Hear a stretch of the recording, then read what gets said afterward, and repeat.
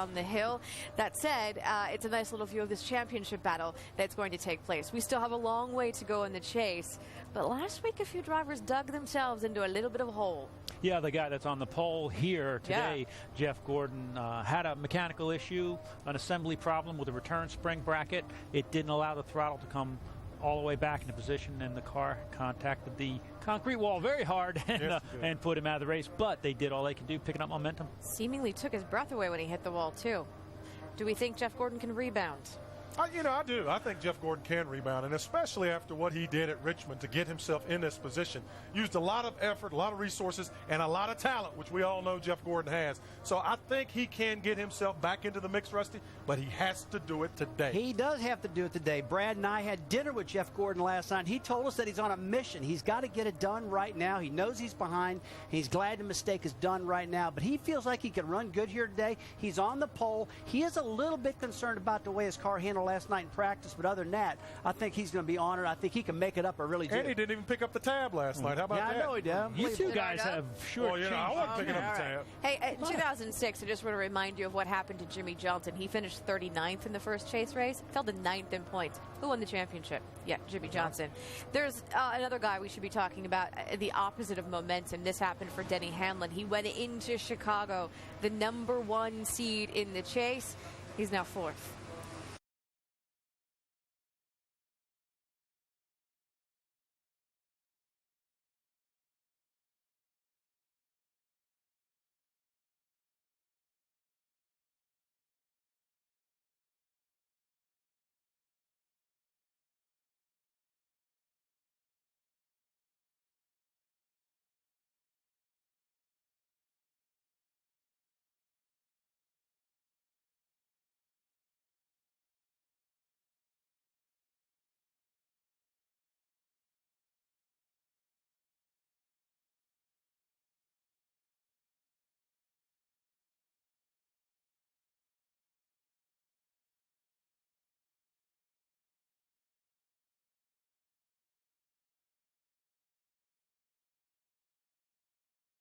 Pressures in the tires, not qualifying.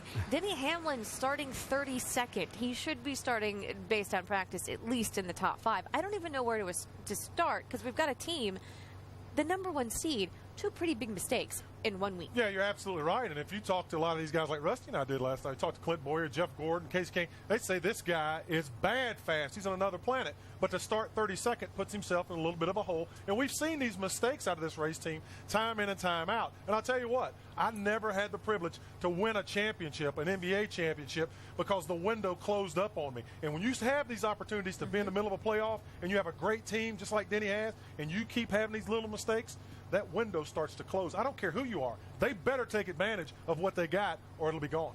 Well, what did Ray say last week? He wanted to maybe pick Denny Hamlin to win the championship, but you said Joe Gibbs Racing, they have been in this position before as the #1 seed. Something always seems to happen when they get into the chase. And it really surprises me because it takes that strong leadership to get everybody pulling together on the team, and when you make basic mistakes like that, and the fuel thing you could almost understand, that could be as little as a half a second difference plugging in, plugging out with the can, but purely, fundamentally the blocking and tackling issue of not having the right air pressure in your car for qualifying, that's a big issue. That is totally crazy. Yeah.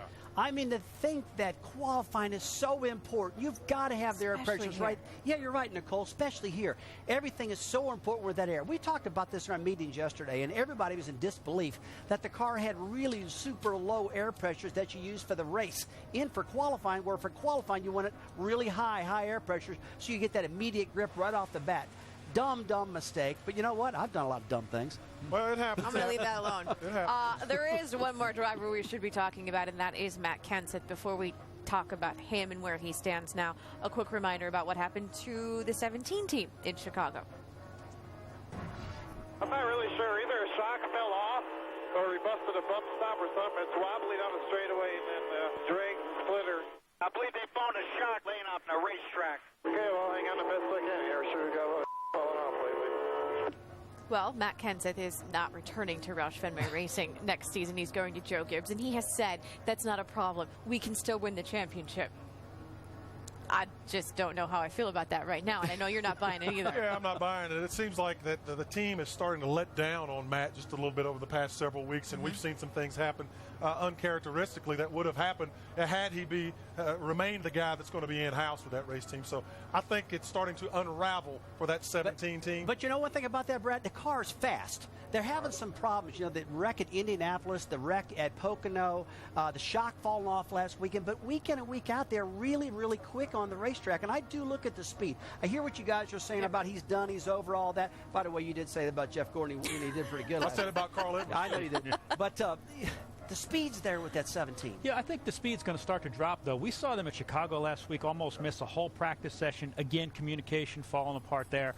Obviously, Matt was upset about that shot coming off the car. Everybody on that team's got to pull together. A guy that you never see, one mistake can change your race, can change your season, can change your career. And I think that this team's communication's gone away. That said, we're not counting anyone out because what you said earlier, I'd rather have a mistake happen early in the chase than late in the chase. There's time to bail yourself out right now. When we come back, he's become one of the loudest voices in the Cup Garage. Brad Keselowski, he's talking, but who's listening? Dinner with Jeff Gordon. I think most other drivers and members of the sport think I'm crazy for speaking out as much as I do. Clearly, Ray is still talking too. And when the season began, it was expected that Hendrick, Roush, and RCR would make the playoffs. But MWR, how did he overlook two championship contenders? And Dale Jr. may be a driver, but he's also a football team owner. Confused? We'll explain when we come back.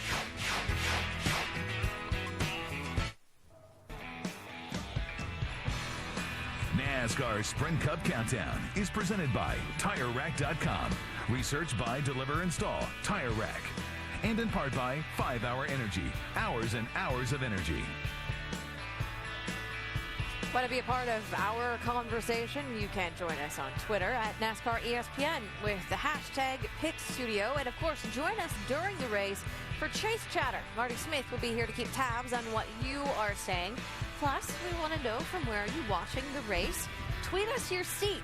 Jamie Little tweeted us her view from the pre-race show.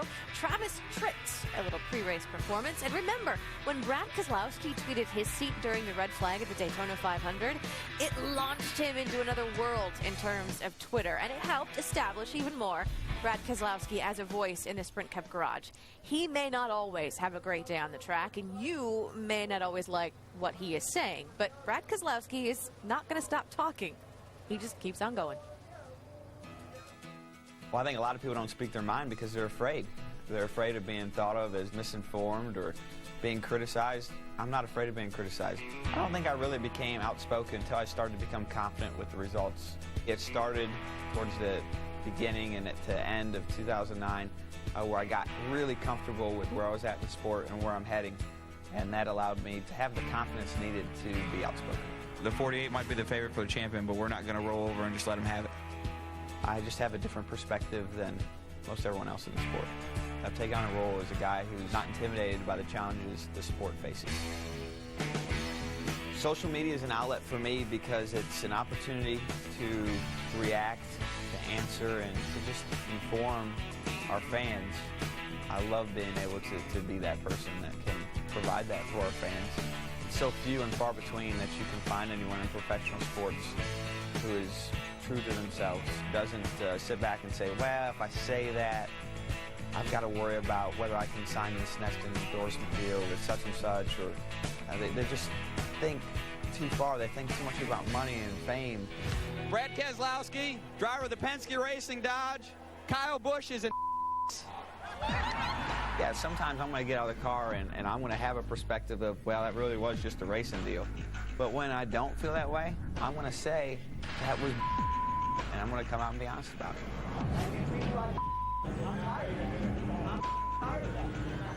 And so along the way, that might get me in trouble with, certain factions of fans that want me to just sit quietly and not say anything at all, or want me to take the no comment route rather than offend somebody. But that's not me, and that's not who I want to be. So I feel it's more important to be myself.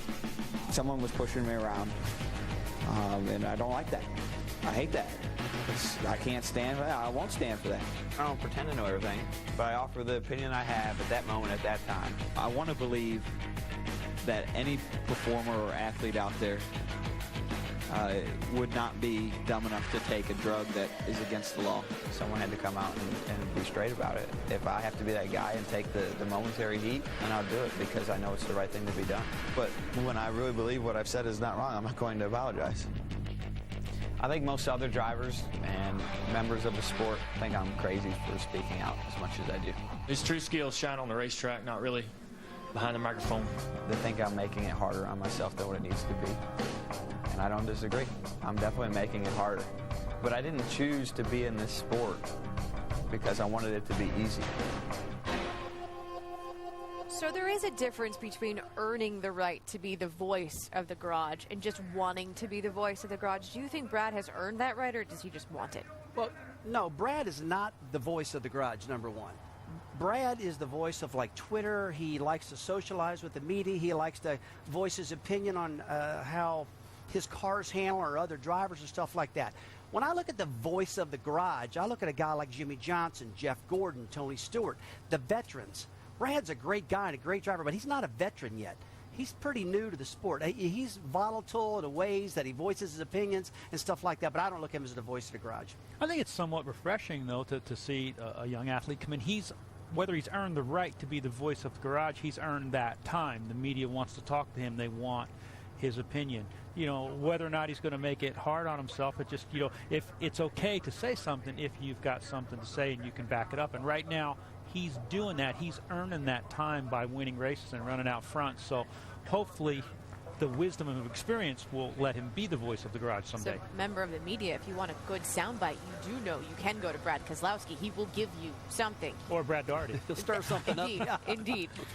He does have us talking after what happened last week in Chicago. Not only did he win the race, but he did something at the end that some people thought, maybe he's pushing the boundaries a little bit. We'll talk about that, but first I want you to hear what the drivers see and hear in the drivers' meeting. Returning to the track while exiting the pits. Stay on the apron with all 4 tires below the white line through turn 2. Check your mirror and come up onto the track on the back straight. Talking about the last pit stop in Chicago. Now, there's turn 2, there's the backstretch, and here is what Jimmy Johnson saw the 2-car do from inside the 48. Yeah, Jimmy saw the 2-car on the bottom of the racetrack under the white line, and Jimmy's approaching a high rate of speed as Brad's getting up to speed. And what he sees then is Brad just kind of come up on the racetrack, but notice the racetrack's still turning. There's turn 2 as we see it. Brad didn't do anything at all wrong. He just got up on the racetrack a little earlier than I think Jimmy thought he was going to. And here's the in-car comparison of how Brad did it compared to Jimmy Johnson. Keep an eye on the billboards. You've got Brad on the right, Jimmy on the left. You can see where they came up. Yeah, Jimmy's just a lot later, and Brad's a lot earlier. And really, that was kind of Jimmy's fault. Jimmy could have got on the racetrack earlier and decided not to, but I think they've all learned from that. On the other hand, like you were saying earlier, Nicole, I don't think, and Jimmy Johnson said it too, he wasn't going to win the race by what he did. Jimmy wasn't. What Brad did, he just had a faster car. That is exactly what Jimmy Johnson said. He said what happened didn't affect the race result. It did cause Johnson to check up momentarily. What Johnson did say, though, was that he wants some clarification from NASCAR. Do we go up early on the track? Can we go up on the backstretch? Well, what I find interesting is NASCAR said this isn't even a discussion. It's not, because NASCAR is very clear when they talk about coming off of turn 2. The exit of turn 2 is where you can blend up onto the racetrack, and that's exactly what Brad Keselowski did. He just did it a lot earlier than most drivers. I was talking to Clint Boyer last night. He says where Brad got onto the racetrack there, it's a little iffy for a driver because it's so easy to spin out because you get into the banking. But what he did was perfectly legal. He took advantage of the situation. We have seen the thinking Brad before. Bristol. Last year, he manipulated a little bit the timing lines on pit road to his advantage. Talladega earlier this year, remember what he did with Kyle Busch? He was in the 2-car pull away. He figured out a way to pull away so that the lead car had an advantage, and he went on to get the win. So is this an example of the thinking Brad, or he just got lucky? I think he got lucky. I don't think you can physically or think about what you're doing. Jimmy Johnson's approaching at a high rate of speed. I think he just got lucky, and when he saw Jimmy coming, he was like, I got to get on the racetrack. So he just coincidentally pulled up, and it saved him a lot of time. I agree with that, Brad. That yellow line that Rusty had drawn there is the blend line, and you're supposed to keep your wheels under it, but it's no set line like a start-finish line in the area of it. And Brad took an advantage of an opportunity. His spotter was counting him down. He knew that Jimmy was there, So it's not something he could have planned throughout the race. Man, that little son of a gun's a pretty smart dude. He really is. I mean, the stuff at Bristol you talked about, he did plan that. Now, that was planned. The way he was going to draft the Talladega, that was planned. But, Brad, I totally agree with you over here at this last race at Chicago. Man, he come out of that pit area. He saw old Johnson coming. He got hot, jumped up in a racetrack. That wasn't calculated at all. No. That didn't help him. Any driver could have done that. Because if you really think back to Kevin LePage a few seasons ago and Carl Edwards, that blend line was put in there definable because he pulled up on the racetrack and ran right into traffic. So NASCAR says it's time to move on, so we will do just that. So let me ask you this question, because I'll ask this when we come back. If I had said at the beginning of the season that Michael Waltrip Racing would have a 2-12 chance to win the championship, what would you have said? You're crazy. Look who's laughing now. Just saying. I thought she was going to ask, was that the first time we all agreed? I thought you said, did he bump her head or what? Bumped her head. They bumped her head.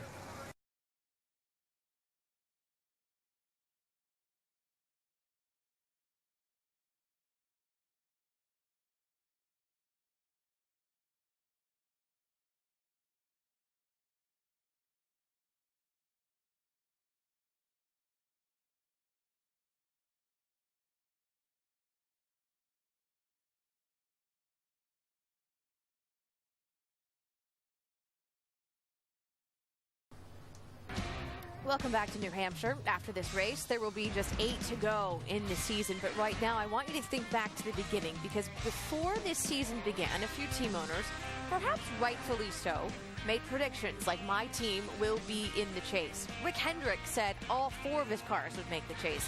No one laughed at him. The statement wasn't even considered all that bold. But imagine if Michael Waltrip had made a similar statement. He may have been laughed out of the room. But look who's laughing now. Our big man, Brad Doherty, sat down with the team.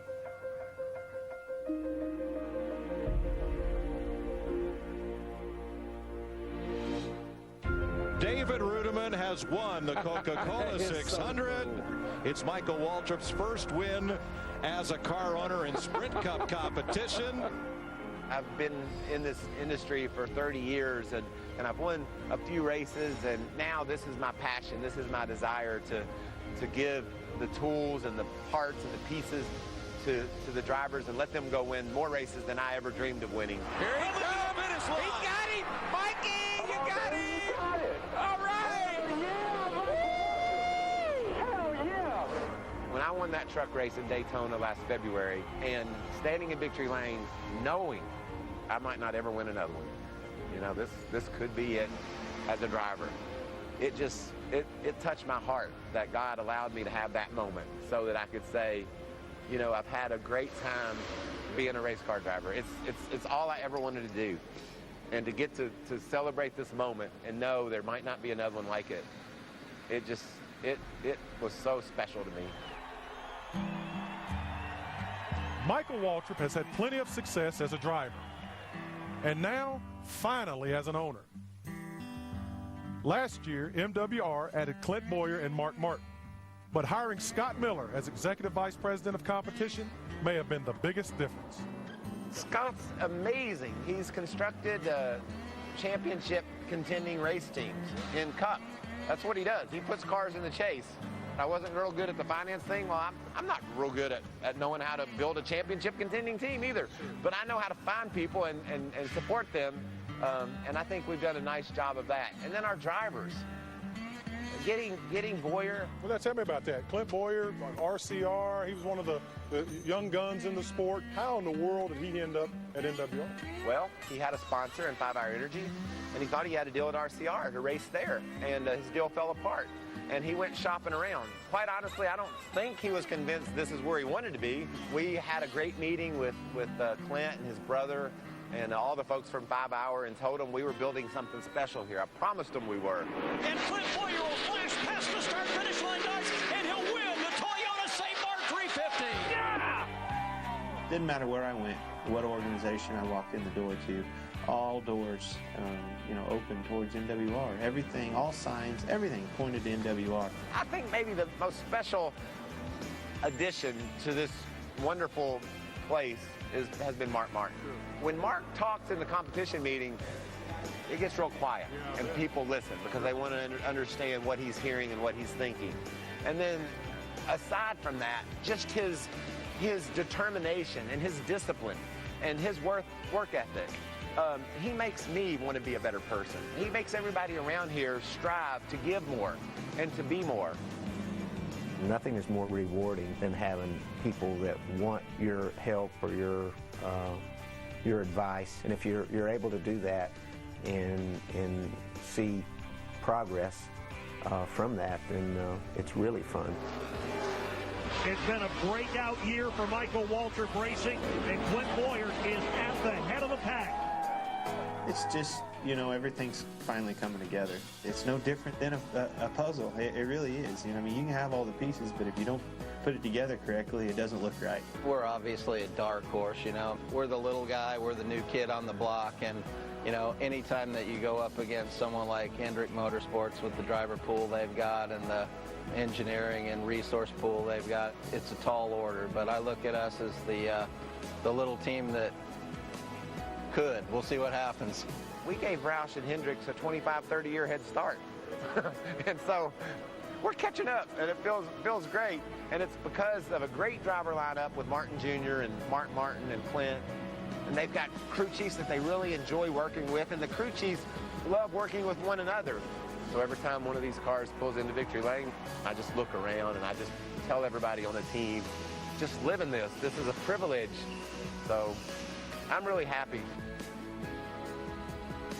And it should be noted, Mark Martin is not in the field today. The 55 car is driven by Brian Vickers, who in 6 starts with this team this season has scored 3 top 5s. He qualified 4th, but will start at the back. Engine change. The other 2 drivers, Boyer and Truex, will start 12th and 9th, respectively. This team, though, is a rookie team when it comes to the chase. How does that affect how we should, what we should expect out of them? Yeah, don't fool yourself. You heard Scott Miller talk about them being the dark horse in the little. Yeah. This is not a little race team. This race team is a mega race team and on the verge of becoming very, very successful. They have an owner. The guy who owns this race team is a gentleman named Rob Kaufman. He is willing to go toe-to-toe, resource-wise, with Rick Hendrick and Hendrick Motorsports. So as they continue to grow and they continue to garner experience under those walls, this race team is just going to get better and better and better. And I'm going to tell you what, Martin Truex Jr. is a heck of a race car driver. We all know that Mark Martin is a tremendous talent. But Clint Boyer, that cat is a wheelman. He's good on the road courses. He loves to race short track racing. And when he goes to Talladega, he can't wait to get there. This guy right here is the guy that can put up some big numbers for this organization. I know you guys like Clint Boyer more than Martin Truex Jr., but let's talk to Martin right now. He's standing by with Dave Burns. And Nicole, he's been working, among others, for 3 years to try to bring MWR that championship. What has been so good about the team this year, Martin? Well, so many things. You know, I guess obviously it starts at the top. Our owners, Rob and Michael, have done an awesome job of giving us the tools that we need to go out and be successful. The help from Toyota Racing has been big, TRD, and, you know, really just a lot of hard work by everybody and a lot of smart work, you know, because we've made our cars a lot better. And for us, it's been a lot more fun to drive them. My team's done a great job. Chad and I have really come together with our team and made good decisions and built fast race cars. So it's been a lot of fun. We got 9 more to go. Hopefully we can keep this thing going. And he finished 9th last week, and he moved up to 9th in the championship, and he starts 9th today, Nicole. But still, Ray, you're more keen on Boyer than Truex. Well, the experience, and Boyer's proven that he can win races and run in the chase. Martin's got a tremendous amount of potential, but he's got to close the deal. A lot of stuff to happen this afternoon from New Hampshire Motor Speedway. And race fans, check out Race Buddy. Watch live coverage, more cameras, your favorite drivers for free. Check out Race Buddy on NASCAR.com/Race Buddy. When we come back, you want to know what Dale Earnhardt Jr. is doing right now? Well, besides getting ready for the race, he's quite busy managing his fantasy football team. We'll explain when we come back. Plus, we'll talk to the most recent winner at New Hampshire Motor Speedway. And then we'll talk to his other teammate. He happens to be the pole sitter for today's race. Casey Kane, Dale Earnhardt Jr., and Jeff Gordon. All next.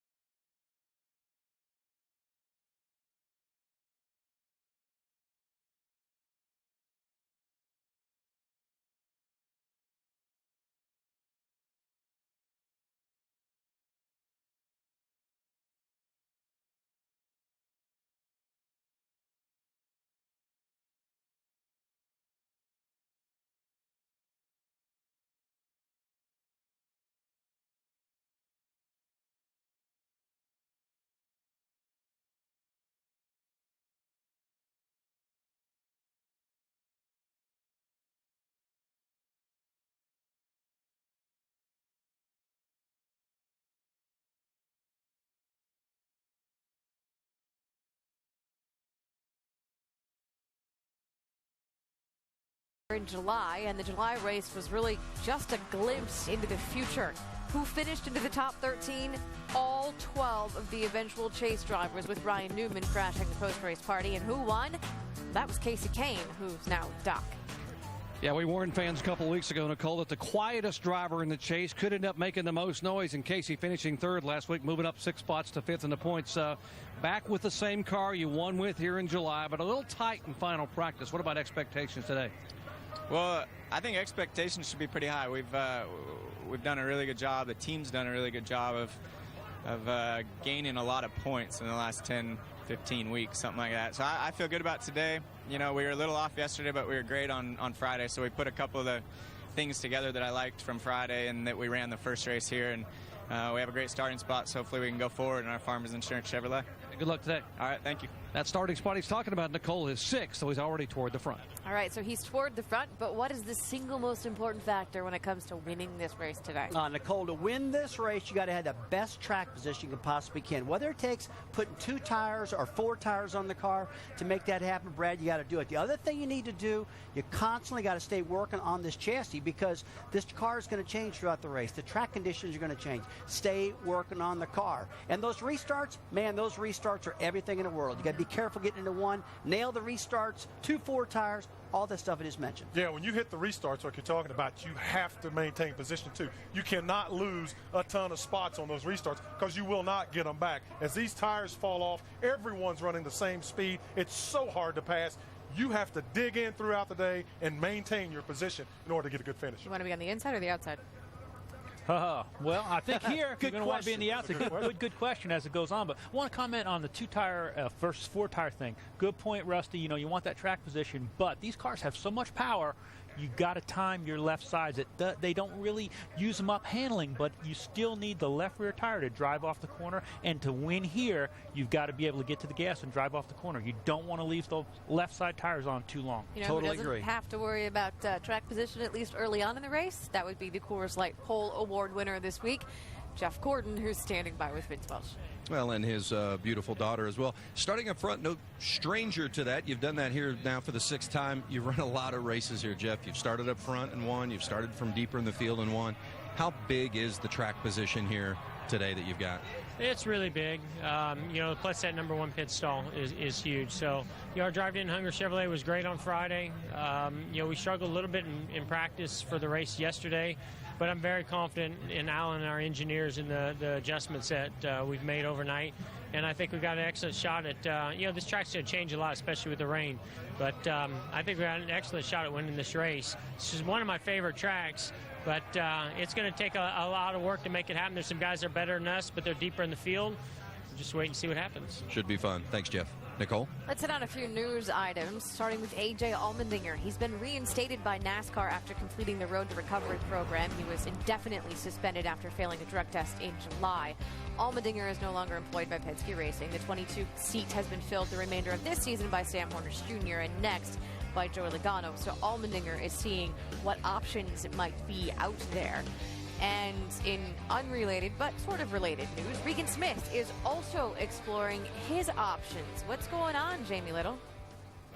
Well, there's certainly been a lot of buzz this weekend about Regan Smith after saying you don't believe you'll be with this team next year. What do you know right now about your future with Furniture Row? Well, I don't know anything different than what I said the other day. I don't believe I'll be back with these guys next year. It doesn't appear that way right now unless something drastic happens. So, you know, with that said, I'm looking forward to next year. Obviously, I've just started the process and starting to try and figure things out with the people I work with and which direction to go next and things like that. And, you know, I don't know if it'll be Cup Series, maybe Nationwide Series, different things like that. Certainly there's some good opportunities there.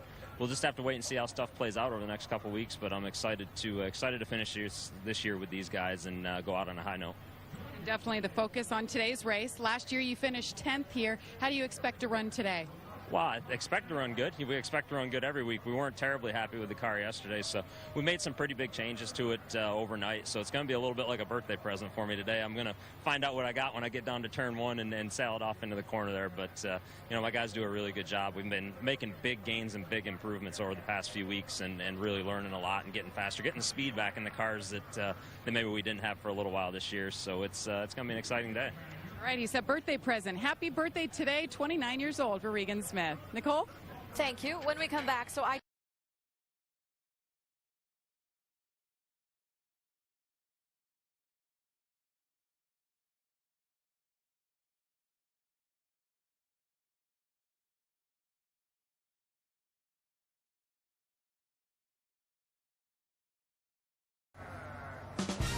coverage of Monday Night Football continues tomorrow with the best team in the world.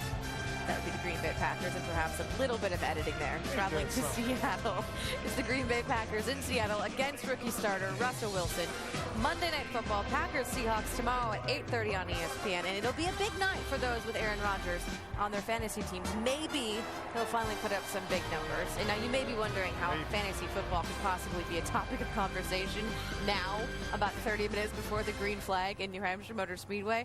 Well, the answer is pretty simple, and it all involves Dale Earnhardt Jr. Of course.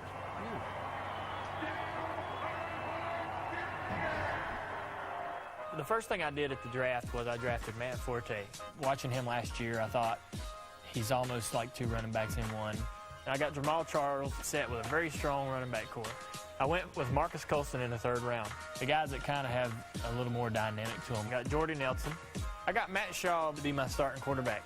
I was expecting Andre Johnson to have a healthy year and for Matt to be able to put up some solid numbers. Defense, I was lucky enough to find the Steelers in a late round, and then with my kicker, obviously you can't go wrong with the Saints. They're going to put up 30, 40 points a game.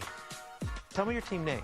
Schlitz happens. Being sponsored by Diet Mountain Dew, they don't make an adult beverage, and I do enjoy the occasional Schlitz from time to time. Sure.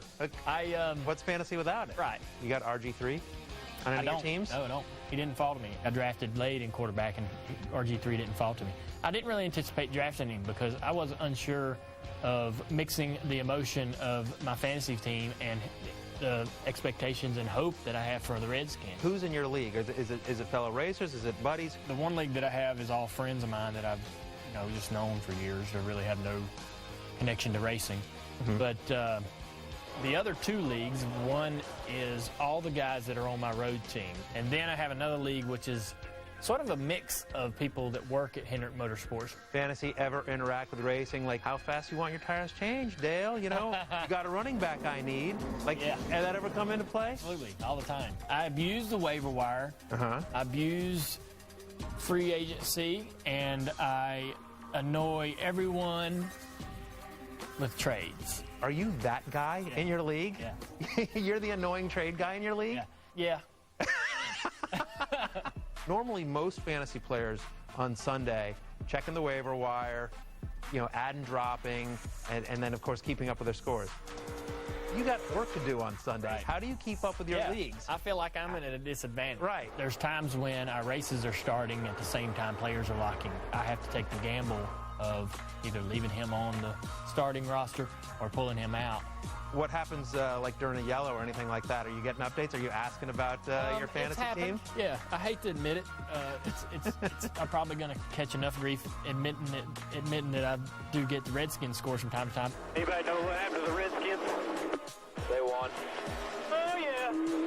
That's what I'm talking about. My spotter, the guy that I communicate with, he's in my league as well. And I know he checks it. Right. He knows whether I'm winning or losing, so I can get my status from him quite quickly, and I hate to admit that I do from time to time. I wonder what he'll be checking today. Don't they play late? Yeah, I think they Well, Dale Earnhardt Jr. would certainly like to sweep his 3 fantasy football leagues. I'm pretty sure at the end of the day there's another trophy he is eyeing. And thank you for watching NASCAR Sprint Cup Series Countdown, presented by Tire Rack. Coming out of Chicago, chase race number 1, there were 2 drivers that separated themselves from the competition. One won the race, the other spent 75% of the day up front. Jamie? And Jimmy Johnson certainly has a stout record here with 3 wins. And Jimmy, you told me yesterday that you like to have a target every race. So who's your target for today? Well, it's a track we know that the 11 is going to be strong at, and he's certainly backed that up. I know his qualifying effort doesn't necessarily show that, but he's going to be fast in coming through there. I think today is a great day for the 15 as well. And, the 2 has been very strong and certainly leading the points, so I've got an eye on him as well. But it's so early to form too much of an opinion. but I feel like we got a car that'll run the top 5, and if we can hit that goal today and not lose any points or have a bad day, we'll be in good shape. Well, I know the guys were working on the setup late into this morning. I'm curious, starting 20th, how do they have to change the setup to get you to run better in traffic and able to pass to get to the front? Well, for me, I really don't like a tight race car. And being in traffic like I am and hopefully passing to the inside of guys, I'm going to need a car that turns really well. And we worked on a few things there, and I'm confident it's going to turn the center. I hope I can put the power down coming up off the turn. That's going to be the challenge. But we know this track well, and I have a decent record here, so we should be fine. It'll be fun to watch him come from 20th, Nicole. Well, Ray has been saying all along that Brad Keselowski and Paul Wolf, follow along here, have the best crew chief driver combination since Jimmy Johnson and Chad Knaus. You say it's a team IQ thing. Please explain. Well, obviously Jimmy and Chad are the gold standard in the sport for a driver crew chief on communication, car setup, everything. But Brad Keselowski and Paul Wolf, what I say, punch above their weight. The whole is greater than the sum of the parts, and I think that comes from Brad being so technically strong on the race car, where he's really helping Paul, and Paul had been a pretty good driver too. So both those guys understand the other one's job, and they do a really good job communicating. So I think that they are formidable challengers to the 48 car. I think you see that in a lot of different ways, though. I think it's specific to the team. I was talking to Jeff Gordon a little bit last night, and he was talking about what he likes to do. He's not a technical guy. He wants to tell you what the race car is doing and get the feedback and fix it. Also, I was talking to Casey Kane, and Casey didn't talk a whole lot. I did all the talking, but he was talking about he and Kenny Francis, their relationship. It's kind of similar. He understands what Casey likes in a race car. He can almost think for him when he's having a problem. So that communication is very, very fluid. But I do agree, Paul Wolf, Brad Keselowski, they're a formidable component. I'll tell you what, Brad, championship component. I agree with you, but one thing I've been thinking about this whole thing, you remember at the banquet, the meeting we had down in Homestead, where you had Denny Hamlin there and you had Jimmy Johnson there, and intimidation going on? Yeah. I think that Jimmy Johnson can intimidate the heck out of Brad Keselowski. Really? I think, hey, you're talking about a 5-time champion, man? But Brad said he's not scared. Brad said he's not scared. I know, Brad says he's not scared, but I think this guy right here can intimidate him and get him off track. I really think he can mess his head up. Well, we'll see what happens out here today.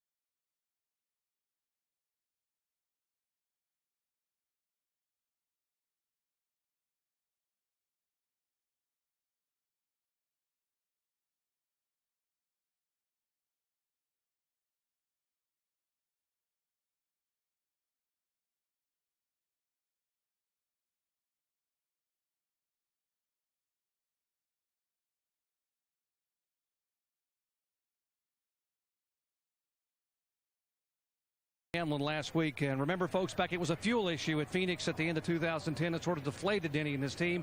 But Denny, people are saying what happened to you guys last week actually will define you, because after the race was over, you went on a Twitter and said, I guarantee a win this week. Starting 32nd, how tough is that going to be? It's going to be a tough sled, no doubt about it. This is 42 of the best drivers right here in America, so it's going to be tough, no doubt about it. We put ourselves in a little bit of a hole, but there's nothing we can't overcome. I mean, we came 13 positions in the summer here in 70 laps, and so my goal is to get to the top 10 by lap 100 and race our way there from that point. As a leader on this team, why was it important for you to lift these folks up and make that statement on Twitter saying we will win at New Hampshire? Why was that a key? Well, you got to give these guys the confidence, because when you have a big mistake like we had last week, you've got to find the positive in it, and the positive is we were going to a racetrack this weekend that we performed really well. Statistically, one of my best racetracks. I love coming to this place, so why not say we can win, because we can win. There's nothing that's going to beat us except for ourselves, and so I feel like we've got a very strong team. I feel like I'm performing as well as I ever have, and so there's no reason why the sky shouldn't be the limit for this team. We have a championship caliber team. We just got to show it. It should be fun to watch. Good luck today. Thank you. Denny Hamlin. Let's go to Dave Burns. With Tony Stewart now, whose title defense started last week with a 6th-place finish at Chicagoland. Your starting position here much better, and you've won 3 times here, Tony. So how do you think today's going to play out? Well, we definitely are off to a great start. I mean, we got a great starting spot, got a great pit box on pit road. So everything up to this point is really good. Steve Addington and this whole Office Depot Mobile One team and everybody at Stewart Haas has done an awesome job. So we're doing everything we got to do so far. It's just going out and executing these next 301 laps and trying to figure out where the one came from still. Stand by with that. Starting on the inside of row number 2, Tony Stewart. Nicole? Before we make picks, let's point out a few non-chase drivers who did very well last week. They also all happen to have wins here in New Hampshire. Ryan Newman, Joey Logano, and Kyle Busch. Kyle Busch is outstanding at this racetrack. He is one of the guys that I'm looking for today to be up front all day long and contend for a victory at the end of the day. And he's got a reason to do that, too. And not making this chase really upset him. So what's the next best thing you can do? Go out there and win. That's all he can do right now. Win them all. Most important question of the day. And this week I'm not asking you to look 9 weeks into the future. I'm only asking you to look a few hours. And I need you to make your race picks. This is Ray's favorite part of the day, by the way, just so you know. Brad, you get the honor of going first. Most important part of the day is lunch, obviously, but we're going to talk about who's going to win the race today. So if I'm looking at it, I'm thinking that Denny Hamlin is going to come from 32nd. Denny Hamlin in 2010 actually spun on lap 213, went back to 22nd, got all the way back to second. You heard him talking about his, he came in from 4 tires in the summer race, started 14th, got back to second. He can get there. Jeff Gordon, Clint Boyer, all these guys are telling me he has the fastest race car in this field, hands down. If he can get through the traffic, Denny wins today. Rusty Wallace, what do you Well, I tell you what, Brad, that was a lot of numbers you just used. That was pretty good. But my guy's got some numbers, too. And that's number 14 of Tony Stewart. I think he's going to win today. Here's why. He's qualified 3rd, and he's won here 3 times. This cat knows how to get around this racetrack. He's fired up. He wants a win here. Tony Stewart. Ray, I saved you for last. Oh, man. Okay, you are the jinx as well. You're right, and I don't want to jinx this guy because he's already mad, and when he's mad with a fast car, Kyle Busch is tough to beat. I say Kyle Busch is taking M&M's victory lane. We will find out if they're right. 3Lined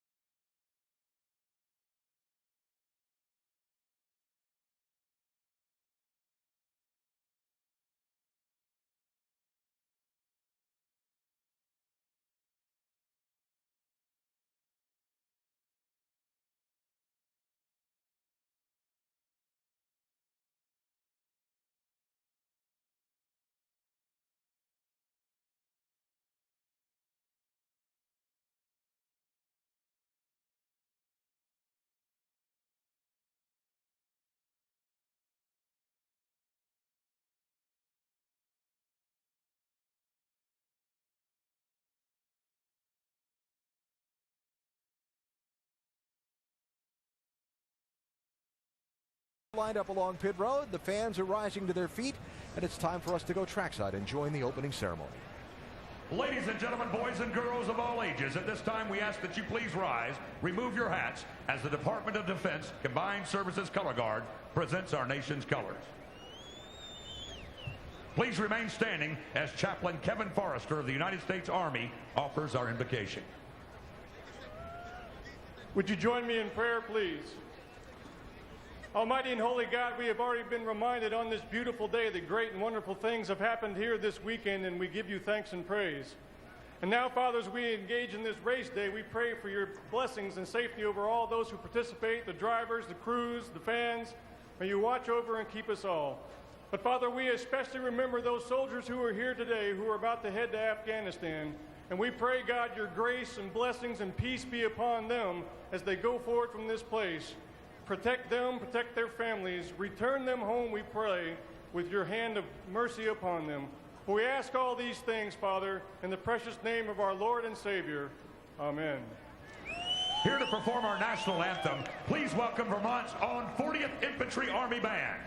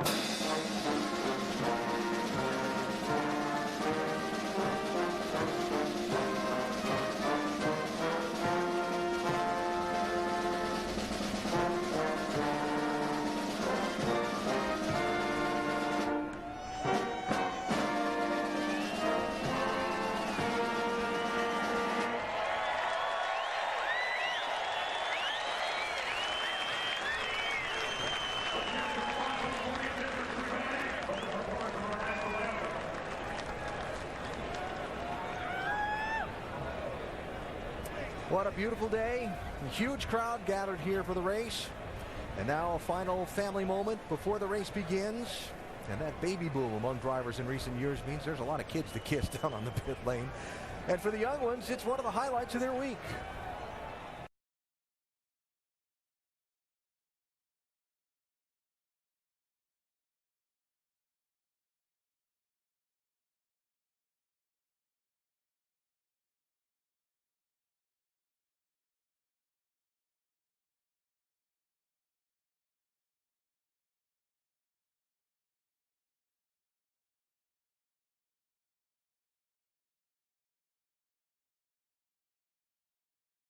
Sylvania 300 in New Hampshire is brought to you by Silver Star Ultra Headlights from Sylvania and Sprint. Say no to sharing. Say yes to Sprint with truly unlimited data.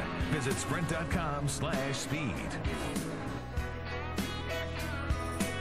Valley View.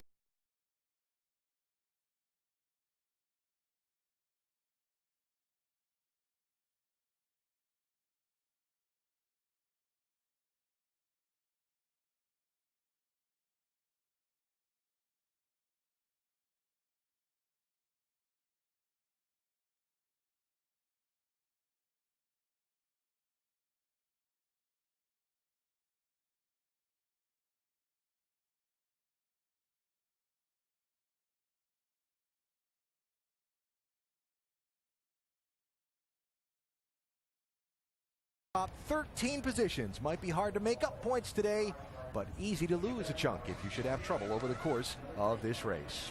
Hi, welcome to New Hampshire. Alan Bestbrook along with former champion driver and the 2001 New Hampshire race winner Dale Jarrett and champion crew chief Andy Petrie. Demanding track, tough to pass. What kind of race is this for the drivers? Yeah, it's a lot more like a job today than having fun at times because the start and restarts, low air pressure, cold tires, makes this a handful. There's only 12 degrees of banking in the corners, and you really don't ever feel like it's that much banking. So you're really sliding the car around. these guys have a workmanlike job to do inside the race car, but you have to stay patient. If you try to attack this too much, you wear out your brakes, heat up your tires too much, then you find yourself not handling very well, and it becomes even more difficult. Yeah, and it's kind of, I always call this a driver's racetrack, but what happens is all the cars seem to run the same speed after they've spread out a little bit. So it's really difficult on the crew chiefs to have the right strategy and to make sure that you don't get yourself behind, because if you do, it takes forever to make it up here. The strategy's become important at every NASCAR Sprint Cup race these days, but I don't think it's any more important at any place than it is at this track. It is, and it depends on how these caution flags fly today, how it will work. You'll maybe see some guys get 4 tires. A lot of cars maybe get 4 tires during the round, some take 2, and then you'll see it flip-flop the next time their caution comes out. And I think that's one of the things that makes it interesting, because you'll have a certain group of cars that'll be up front at one point and then another group later. So it makes it a great track for that. And as a driver, you're sitting there with your fingers crossed that your pit crew is doing a great job and your crew chief has you on the right strategy. Makes your job in that day a lot more fun. The last 4 straight Sprint Cup Series races at this racetrack, that strategy has played a role in determining who took home the trophy. How will it play out today, and how will that in turn play into the bigger picture of the championship? Time to start finding out. We go trackside for the command. Please welcome today's Grand Marshal, Vice President of Sylvania Lighting Services, Graham Wark, as he delivers the most famous words in motorsports. What's up, New England? I want you all to stand up and scream those 4 famous words with me. Gentlemen, start your engine! But I think we'll some of those metal buildings, forget that today, Jeff. Go ahead, Jeff.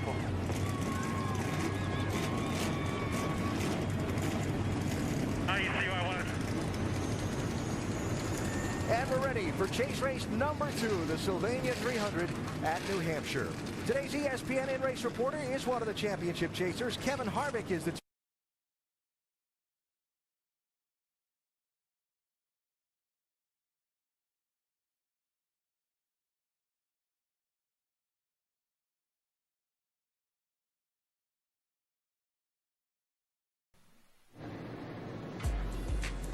A sunny 67-degree day in New Hampshire's Capital District for the first Sunday of fall, and the second race in the chase, the Sylvania 300, is about to begin. The 12 drivers in the chase made the championship because they've run up front more than most, and the same goes for those drivers at this particular track. They've all got pretty good records here. I think these drivers all started on short tracks, even though this is a mile track, maybe not considered exactly a short track, but they do a great job. And you see Casey Kane with a 16.8, but he was the last winner here. So will it be a better than average day today for our ESPN in-race reporter? That's Kevin Harvick. He gets ready to roll off. Hey, Kevin, thanks for talking with us today. And, hey, we're going to get right to the good stuff. I know you're big in the Twitter world, and our mailbag question comes from Davey via Twitter. If you win today, will Keelan and Delana be in victory lane with you? Yeah, only if it's on FaceTime, because they stayed home this week. Long plane ride back and forth. So I'd love to have them here and miss them, but if we win, I'll have to be solo this week. I just have to use the Sprint phone there. Well, I know you would take that also, and they would be proud. Hey, Kevin, I watched part of the final practice yesterday and talked to a number of people in the garage area. They seem to think that this number 29 car is one of the cars to beat today. What's your thoughts as you go into this race? The Chevy has been really good throughout practice, so you know this deal here, though. It's one of those things where you got to get the track position and you got to keep it, have the strategy all fall your way. So if we can do that, I think, we have plenty of speed in the car, so we'll just have to see how it all plays out. All right, Kevin, thanks for talking with us. Now the man that's going to help you get that pit strategy is on your pit box, Gil Martin, and Andy's going to talk to you. Hey, Gil, it's Andy up in the booth. You guys have had a lot of success here, you and Kevin both. Have you got some of that old magical setup in that car, or you got something all brand new? No, Andy, the one good thing about coming to Loudon is the fact that Goodyear hadn't changed their tires in a couple of years. The track surface hadn't changed. And we've got a pretty good foundation of a setup that we're working on. So you just kind of try to dial in the center and get up off the quarter, and that's all you can do here all day. Yeah, well, the strategy is going to be important. Do you have a good plan on how you're going to do that? Are you going to change 4 tires a lot today, or will we see a lot of 2 tire? I think you're going to see a lot of both, Andy. This competition caution on lap 40, you'll probably see a lot of 2 tire changes. And everybody's going to try to space out those 4 tire changes to optimize that last pit stop. Okay, Gil, you and Kevin have a good day, and I hope you have good luck. Thanks for talking to us. All right, Andy, thank you. And Gil leading my next topic, which is there will be a competition caution at lap number 40 in this race after some overnight rain last night. So before we get started, another look at the championship standings with now 9 races to go in the chase for the NASCAR Sprint Cup, and a couple of guys in particular you each want to point out to keep an eye on today. Yeah, I'm going to go right to the top of the list. Brad Keselowski and his race team did a great job last week at Chicagoland in taking this points lead. That's a little bit different. They didn't start right there. Now that they're on top, the focus is on them. All the eyes are right there. Can they continue this and on a very difficult racetrack here where a lot of things come into play? Are they going to be right there once again today? Yeah, what I'm watching, I think the 2 challengers for Jimmy Johnson this year are going to be Brad Keselowski and Denny Hamlin. But I'm looking at Hamlin's team. They've got speed. They've been the fastest car here all weekend. They made a big mistake last week, and they made a huge mistake here in qualifying to put them way back in the starting lineup. I'm watching this car and this team to see if they can overcome these mistakes and eliminate mistakes and really be a championship contender. Keselowski and Hamlin carrying a couple of our ESPN high-definition onboard cameras that will bring you coverage throughout the race today. Brad with the Dodge onboard camera.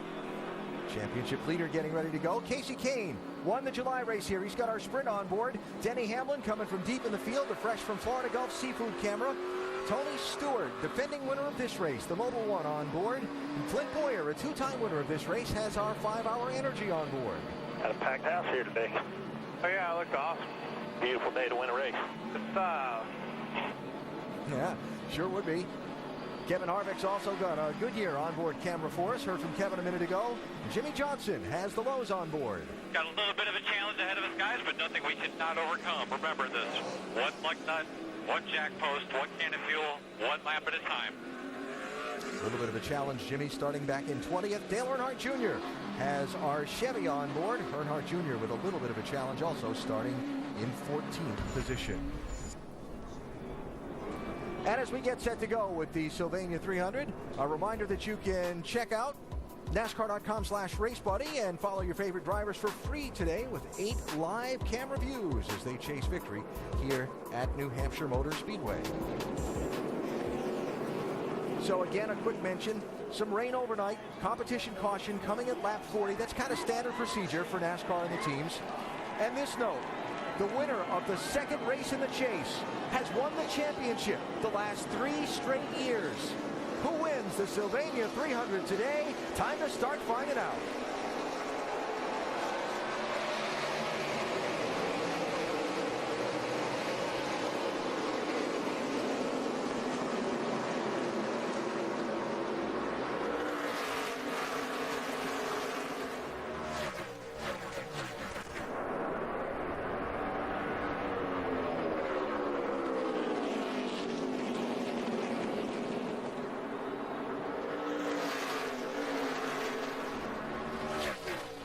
Jeff Gordon will lead lap 1. Tony Stewart 14, Kyle Busch 18 for 2nd, side by side. Really interesting to see how aggressive these drivers are going to be attacking this racetrack.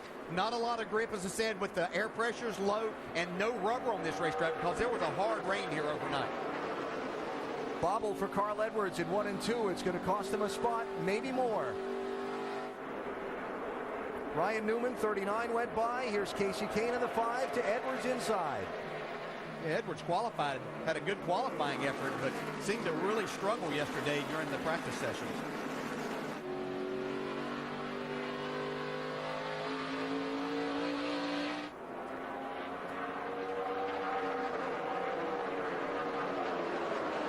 Clint Boyer, 15.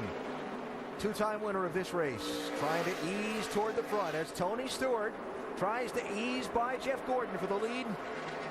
Not that it'll be an easy pass.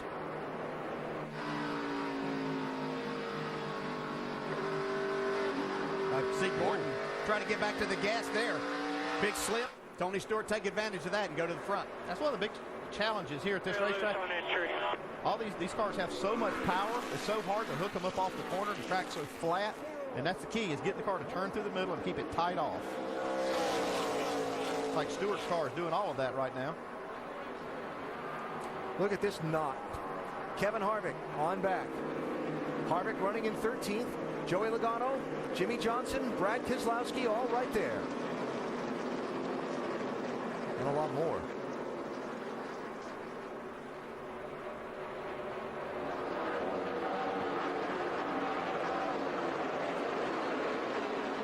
Entering these corners are very difficult, carrying a lot of speed down in.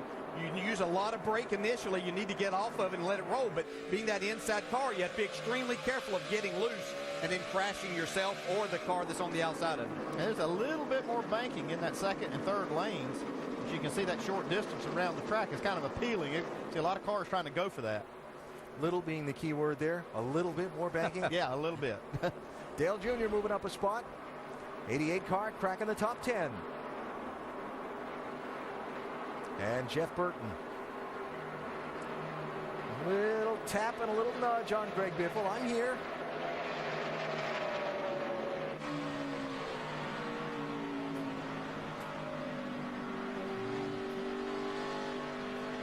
This will show you just how difficult it can be to hold that bottom lane trying to make a pass here in New Hampshire. How bad I screwed up the front of the car, but I hit the 31 hard. He checked up early, and I hit him. We'll look at it. Well, that's difficult, too, early on. Yeah, I don't know what kind of damage it did to the 29 car, but you can see the damage to Jeff Burton's 31.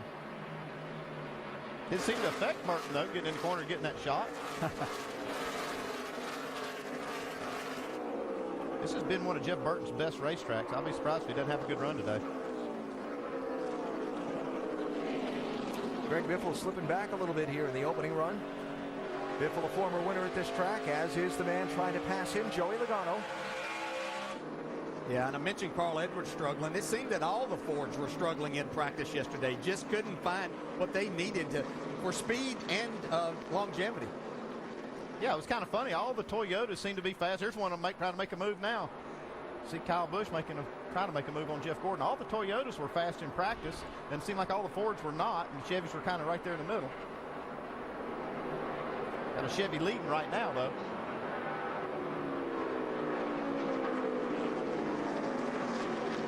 Talk about how many former winners at this racetrack there are in the field.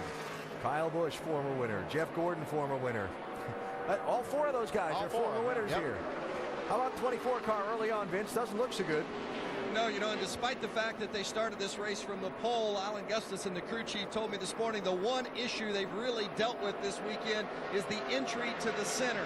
The entry to the center of the corner really needs work. That's what they've been working on. And Jeff said they're free everywhere, but really loose on entry. So not a big surprise, but definitely something they're going to have to stay on top of today if Gordon's going to have the kind of day he needs. Yeah, you'd think that'd be kind of easy to fix, that you can just tighten it up, but when you do that, it really affects the center of the corner, and that's where the speed really is right in the center. So you just have to deal with the car sometimes that's loose in the corner.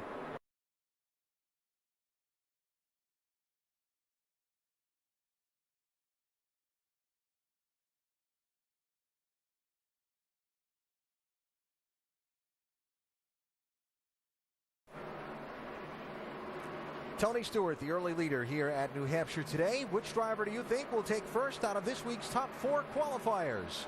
Gordon, Busch, Stewart, or Vickers? Text FAST to 34763 or go to attfastestdriver.com to play. You could have a chance to win 4 Gs by playing along in today's AT&T Fastest Driver Challenge. Every week you have the chance to make your pick and see where you stack up against the rest. Tony Stewart leading. Looks like he's picked up a little passenger. Got a little trash on the grill. I'm sure they're keeping an eye on that temperature. So far, no issue. We've got quite a breeze out here today, and it'll get a lot of stuff on the racetrack, whether it comes from the pit area or up in the stands and gets through the fence area. So they'll have to keep an eye on this throughout the day for all the race teams.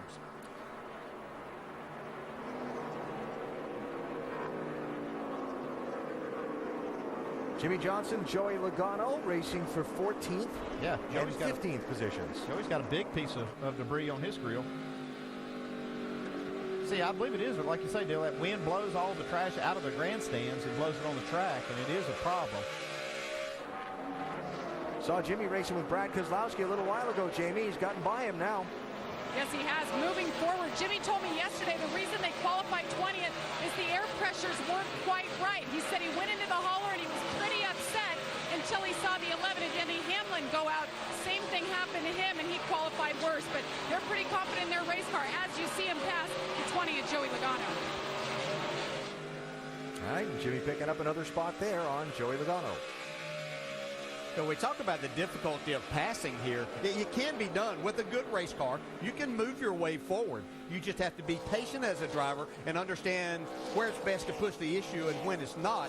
300 laps sounds like a short race, but it takes a lot to get all of that done here today. All right, let's update Denny Hamlin's progress through the field in the early going. Yeah, he's done a good job so far. I mean, the official starting position was actually further up than his qualifying because of some cars going to the rear, but he has done a good job of making his way to the front. Hasn't all been easy. Now you get down on that flat part right there. It actually is kind of off-cambered there. It's actually, you're almost on the apron of the racetrack, and you get no banking help, so you get your left side tires on there.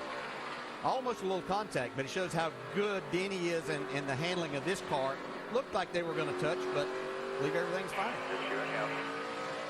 Loved watching that left front tire work on that replay before while he was wrestling that car to stay off the guys he was racing. So Hamlin with the car that most everyone acknowledged is fastest in this field, trying to chip his way forward, Doc. And trying to be, as DJ and Andy put it, patient. Now, Darian Grubb told Denny just prior to climbing in the car, if you can get to the top 20, get the 20th spot by lap 40 for the competition yellow, it helps our case a lot. But if you can get to the 15th spot, then we can do what the leaders do with the competition yellow, and we're there. Denny said the 20th shouldn't be a problem.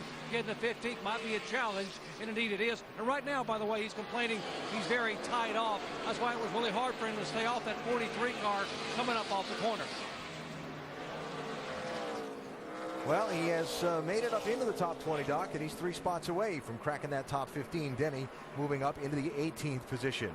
Chase race number 2, the Sylvania 300, just underway on a beautiful Sunday afternoon in Loudon, New Hampshire. Tony Stewart taking the lead from Jeff Gordon, just 4 laps into the race, and Stewart has paced the entire distance thus far, though we are very, very early in the going. Other early stories, the Denny Hamlin's progress. We just made mention of a minute ago. Jimmy Johnson trying to make up for a subpar qualifying run, trying to take a 13th spot away from Greg Biffle.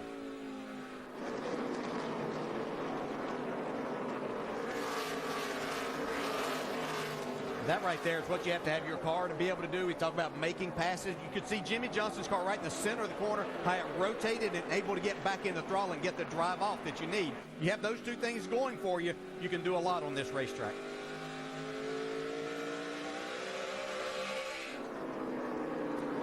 And one other early story, Brian Vickers, who had such a terrific qualifying run in the Michael Waltrip Racing 55 car, scheduled to start 4th, but the team found something in looking at the engine after final practice yesterday that made them change the power plant by NASCAR rule. They went to the back of the field, and Vickers trying to progress his way forward.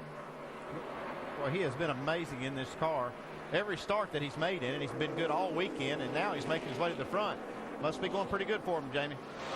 Yes, it certainly is. Rodney Childers, his crew chief, told me this morning he saw an issue with the valve train. He said it was precautionary, but he's seen it before. It leads to blowing up, and they, of course, didn't want that to happen today because they do feel like they have one fast race car, and they're thrilled to have Brian Vickers back behind the wheel. Dave? Jamie, Bobby Labonte in the 47 right there getting passed by Vickers. He's going the wrong way right now. That right front tire is chattering coming off the corner. But they dodged a big bullet this morning. In early inspection, the crew noticed that the rear end was leaking. So they changed the rear end housing on that car. Did not have to start in the rear, but they were glad to have that behind them before the race started. Yeah, it wouldn't have been very fun for that to happen to them on the opening laps of the race. Would have made a tough day. Really tough. Tony Stewart, Kyle Busch, Jeff Gordon, Casey Kane, and Clint Boyer, the top 5 early in the Sylvania 300.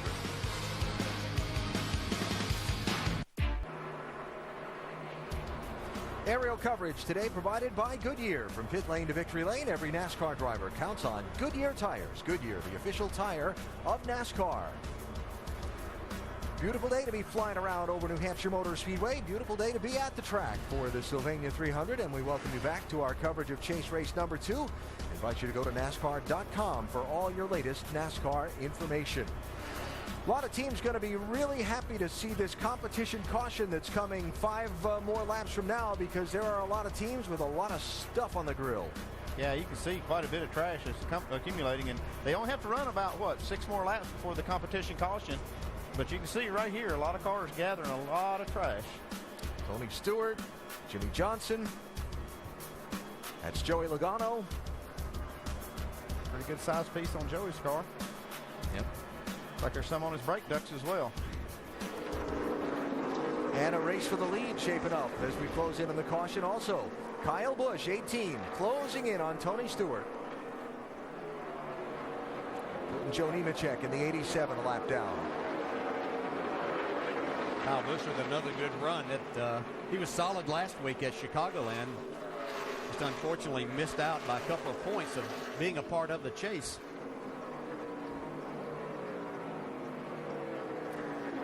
But any questions any of us had about whether they could move past what happened in Richmond and compete to win races, they certainly answered last Sunday in Chicago and again here today.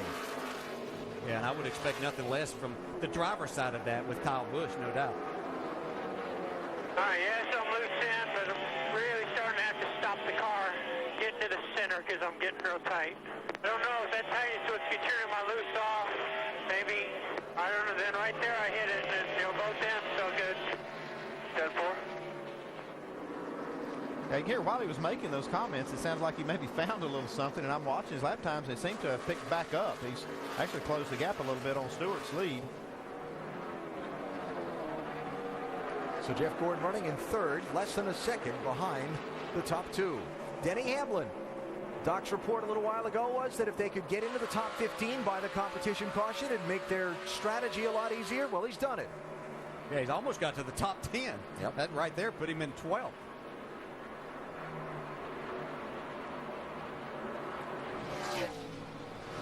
And let's look ahead to that yellow flag just for a second, Andy. Not quite a full fuel run. What are we going to see? I think you'll see a lot of strategy, a lot of 2 tires, and anymore it seems like the guys won't, even the leaders won't let you leapfrog them because they're going to take 2 as well. We'll see when we get to that 40 lap mark. And you just can't give that. Even though we see the ability to pass, it just makes it, you just put yourself in a position of having to run your car harder and do things that you don't want to put your driver in that position. For the lead, Tony Stewart 14, Kyle Busch 18, in some lap traffic. Traffic that would prefer not to get lapped before the yellow flag waves. Well, they'll be fighting hard right now to try to stay on that lead lap. Just looks like a lap away from that caution, or maybe about 3/4 of a lap. Yeah, the way NASCAR generally does this is they let all the lead lap cars pass through the start-finish line, then put the caution out. Kind of keeps the scoring from getting confused. There's the yellow flag right there. Put it out. This one's all me. This will be the competition. Got the leaders up to the 4. Yeah, a lot of teams glad to see this because of that debris we've seen. I see a lot of trash still blowing out there on the front straightaway. That wind is just blowing it everywhere. I think it's going to be a problem all day. That's exactly what I was going to say, Andy. That problem's not going to go away for them, and they're not going to get a caution every 40 laps by design here anyway. We may have that as the field gets bunched back up. Last 2 races here have been different than the prior pattern in New Hampshire. Last 2 races here have only had 3 cautions apiece. July race here, caution flag stops were 2 tire stops. Green flag stops were 4 tire stops. Obviously dependent on how many laps you've run and how much fuel you need to take on board. So this will be kind of curious to see. Yeah, what happens is if you take a full load of fuel, you can put 4 tires on just about that amount of time. So that's what happens with these green flag stops. They've already run their tanks dry. That's why they're coming in. So they can just go ahead and get 4 tires. Right now they're about a half a tank, maybe just a little over a half a tank down. I'd say if you got a bad handling car and you're outside the top 10, you might as well put 4 tires and make an adjustment. First pit stops are here. Dave? Alan, the 15 bunch will get it started with 2 right side tires only, a can of Sunoco fuel. Clint's car loose, tight, loose, 3 parts of the corner. Jamie? Tony Stewart said he's tight in the center. That's where he wants the help. It was right sides only, wedge and air pressure adjustment. Doc? Casey Kane tight in the middle, tight off, 1 round down right rear air out of the right front. Vince? Right side tires in one round in the right rear for Jeff Gordon. Loose on entry, tight in the middle. Gordon, it looked like, was the man off pit road first, just beating Kyle Busch. You got it, Vince. The ability to pick that #1 pit stall by winning the pole and qualifying, paying off for Jeff Gordon.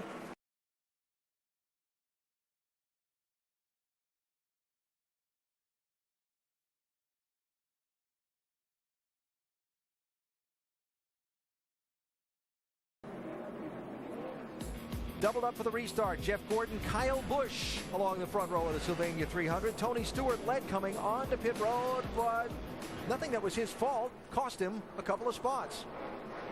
Just that time of the race.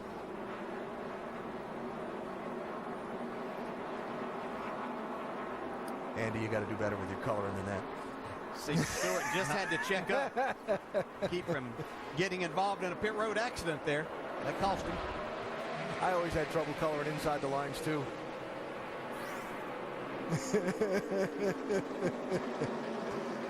Kyle Busch around the outside. And he's going to clear Jeff Gordon. Kind of easy looking. Casey Kane, 5 outside of Tony Stewart, 14. Winners of the last 2 races here, Stewart and Kane.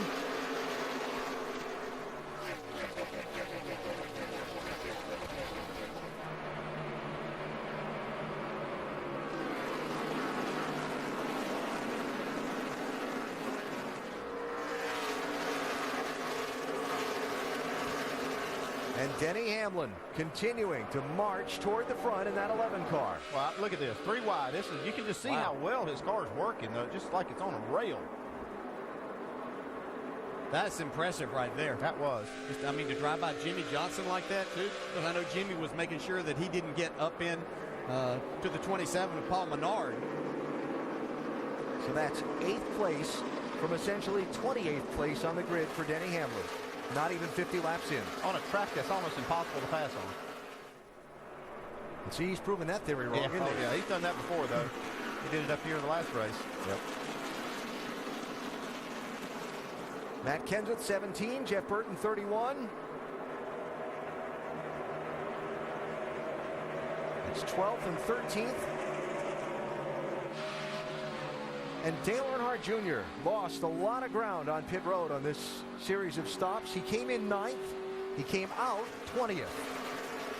Yeah, you're just really, really long on the front guy's hose. Well, not all on you. We got to get a little better, but yeah, real long on the front hose. So I apologize. No problem. Got a lot of races. The car's real good. See if this track bar helps. My goal is to try to make it turn the middle, and that way you can hopefully help the exit for us. Just take our time here. Take our time. Yeah, they just had a bad pit stop. It was about 3 seconds slower than a lot of the cars that took 2 tires, and you can see it cost him a lot of track position. See there, 9.4 seconds. That's a real slow stop for 2 tires. And another spot for Denny Hamlin. He just makes it look effortless. It's incredible how good his car is. He's a big part of that, though. I think it's his style, the way he drives the car, knows exactly how he wants that car to do what he needs to do, and it's doing it right now. Yeah, he's able to make speed, but in the process, he doesn't abuse the tires and the brakes on the car because of the way that he has of driving this race car without attacking the corner so hard that he has to slam on the brakes, which will do 2 things. He's going to heat the brakes up. That's going to add air pressure to the, especially to the right front tire, which will create handling problems. And he's so good with the throttle on the exit that he doesn't wear out the rear tires as he puts the power down. So it's just the perfect storm for Denny Hamlin and this racetrack. So Hamlin up to the 7th position from 28th on the starting grid. He's passing them cleanly.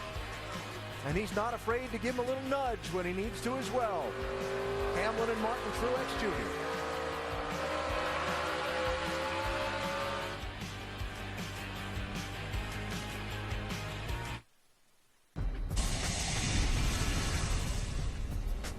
My goal is to get to the top 10 by lap 100 and race our way there from that point. Well, if you're Denny Hamlin, you got to love it when a plan comes together, because not only did he get up into the top 10, he's moved his way all the way into the top 5. And we're not at lap 100 yet.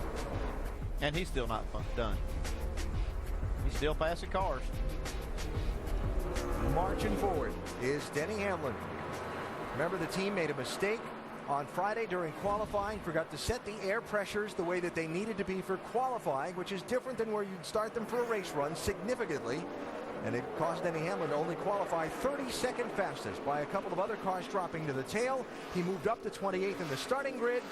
Now he's in 5th and working on Tony Stewart for 4th. Now, I haven't seen many cars or drivers give him a lot of trouble on these passes. I guess I'll ask you, Dale, when you got a guy coming up behind you that's this much quicker, do you just let him go? You don't race him? There's really no reason to try to hold him back because you've seen in practice, saw him here the last race, just like Tony Stewart right there. Hey, go ahead, have this spot. I can't hold you back. It's only going to create a problem if I try to at this point in time. Now, later in the race, they'll be much more difficult, but the chances are he's going to be up front later in the race.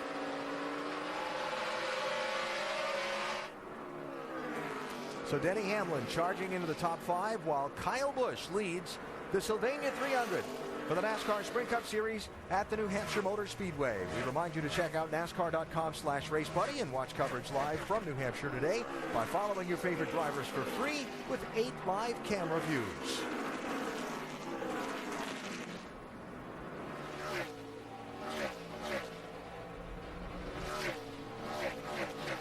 Good look at your top 10 coming through there. Here are Clint Boyer in the 15 and Jimmy Johnson in the 48, fighting for 7th and 8th places. I think Jimmy's got a great car today, but it didn't look all that good to Denny Hamlin when they were racing each other, but he's making passes here, moving his way forward. Yeah, I'll call it a really good car if we're going to call Denny's great. Okay. Jimmy's is really good as he takes this spot away from Clint Boyer. Boyer, I've been watching him since the restart. His car, not quite as good. It doesn't seem like it's what he was on that first run, Dave. Not great, DJ, right? Not great compared to the 48 right now. He talked about his car being tight in the middle of the center, so he got an adjustment, and by golly, right now, it is loose. Jamie? Well, Jimmy Johnson told me pre-race he needs a target, and today his target is that 11. Well, now that Denny Hamlin has passed him, he has his sights set on him. Jimmy's saying the car is very comfortable, though. They took right sides on that last stop, and you can see from where he started today, he is moving in the right direction. It's a good thing he's still young and has good eyesight to be able to see that 11. I was still trying to figure out what else you were going to call Denny Hamlin's car if you weren't going to call it great. Yeah, so you got Denny Hamlin's car is great. Jimmy's is good. Really good. What's Boyer's? Okay, maybe? Yeah, okay right now. But I think Boyer will make his better. Now, I was going to say early on, this racetrack is still going through a change with getting rubber back down, so you have to be careful on that first pit stop to making adjustments, not trying to go too far because things will continue to change a little bit. Yeah, I know Kyle Busch is leading, but Denny Hamlin has been the story in the opening 65 laps of this race. Brad Keselowski, championship leader, coming in. Really hasn't made any progress in the race so far. Yeah, I spent some time with Paul Wolf this morning. They were making some changes on the car. Said they were going back to some stuff more traditional for them or more conventional. They tried a few things in practice that weren't really measuring up. But it doesn't look like it's not bad. It's just not, they're just not making any progress like I thought we would see out of them today. But one thing I like about this team, and I see them do, they execute so well that they're never out of it. I mean, they're going to find a way to claw their way back into this race before the end.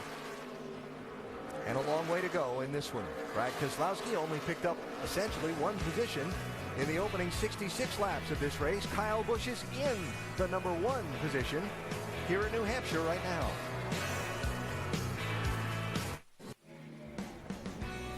The fishing fleet has served us well this weekend, and after a weekend of knocking down some of the league's finest seafood, NASCAR Sprint Cup Series drivers are out on the New Hampshire Motor Speedway Magic Mile, going hard.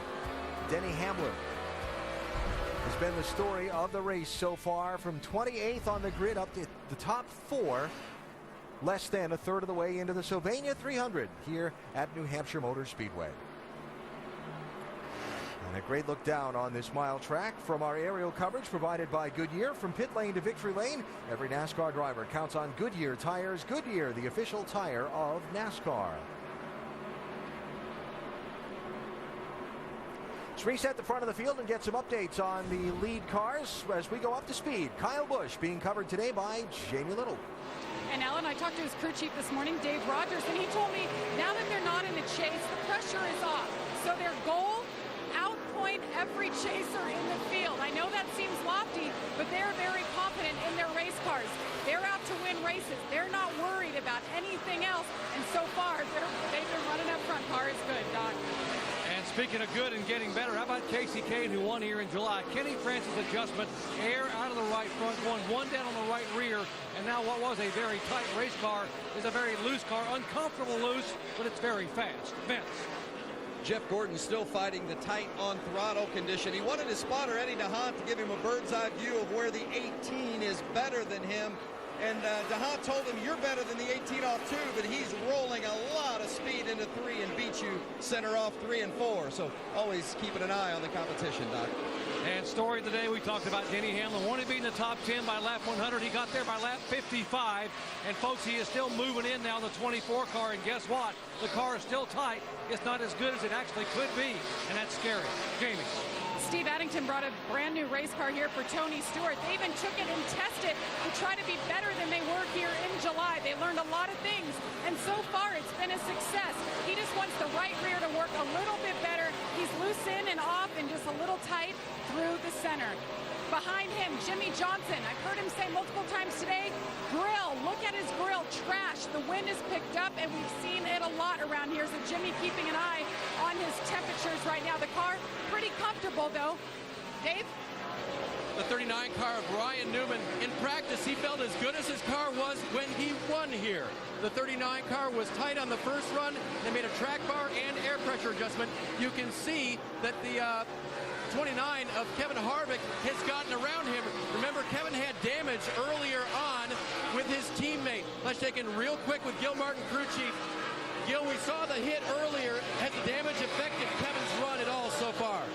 Well, I mean, these are two-piece noses, so it is cracked open a little bit in front of the right front tire. We're kind of debating right now whether or not we want to fix it because we may be getting a cooling effect from it, and the car is still turning pretty good. Made a two-tire stop on that first run. Doc? And rounding out the ninth place is now Martin Truex Jr., a three-time winner here in lesser divisions. Good racetrack, one of his home tracks. He says, you know, the car was really tight early on, but now it's loose as heck in turn one, loose in the center, everywhere else okay. They plan on putting a spring rubber in on the next stop. Dave. And behind them, the 17 car of Matt Kenseth. On that first run, NASCAR would not turn the center of the corner. They made a two-tire stop and changed the air pressure in it. By the way, talking to crew chief Jimmy Fennig this morning, Fennig was as positive as I've heard him here at New Hampshire. He said our car is really pretty good for us here, and we just need a solid run today. Alan? This has been a track where they have struggled in recent history. But Matt Kenseth in the top 10 for the moment. Clint Boyer slipped through there as we were doing our up to speed because he passed Ryan Newman and he passed a couple of others. But Boyer, two-time winner of this race, up to 7th position. Remember, we saw him a little earlier, kind of struggling a little bit. Looks like on that first pit stop, they were able to help him. He's talking about his car gotten a little bit looser. You got a slow car coming out by half a lap here, man. Right, Newman's car's going to be about right now. Little crease the corner of that 39 car, but he did finish the pass. 80 laps down. Chasers in 9 of the top 10 spots, but Kyle Busch not in the championship, out front leading this race.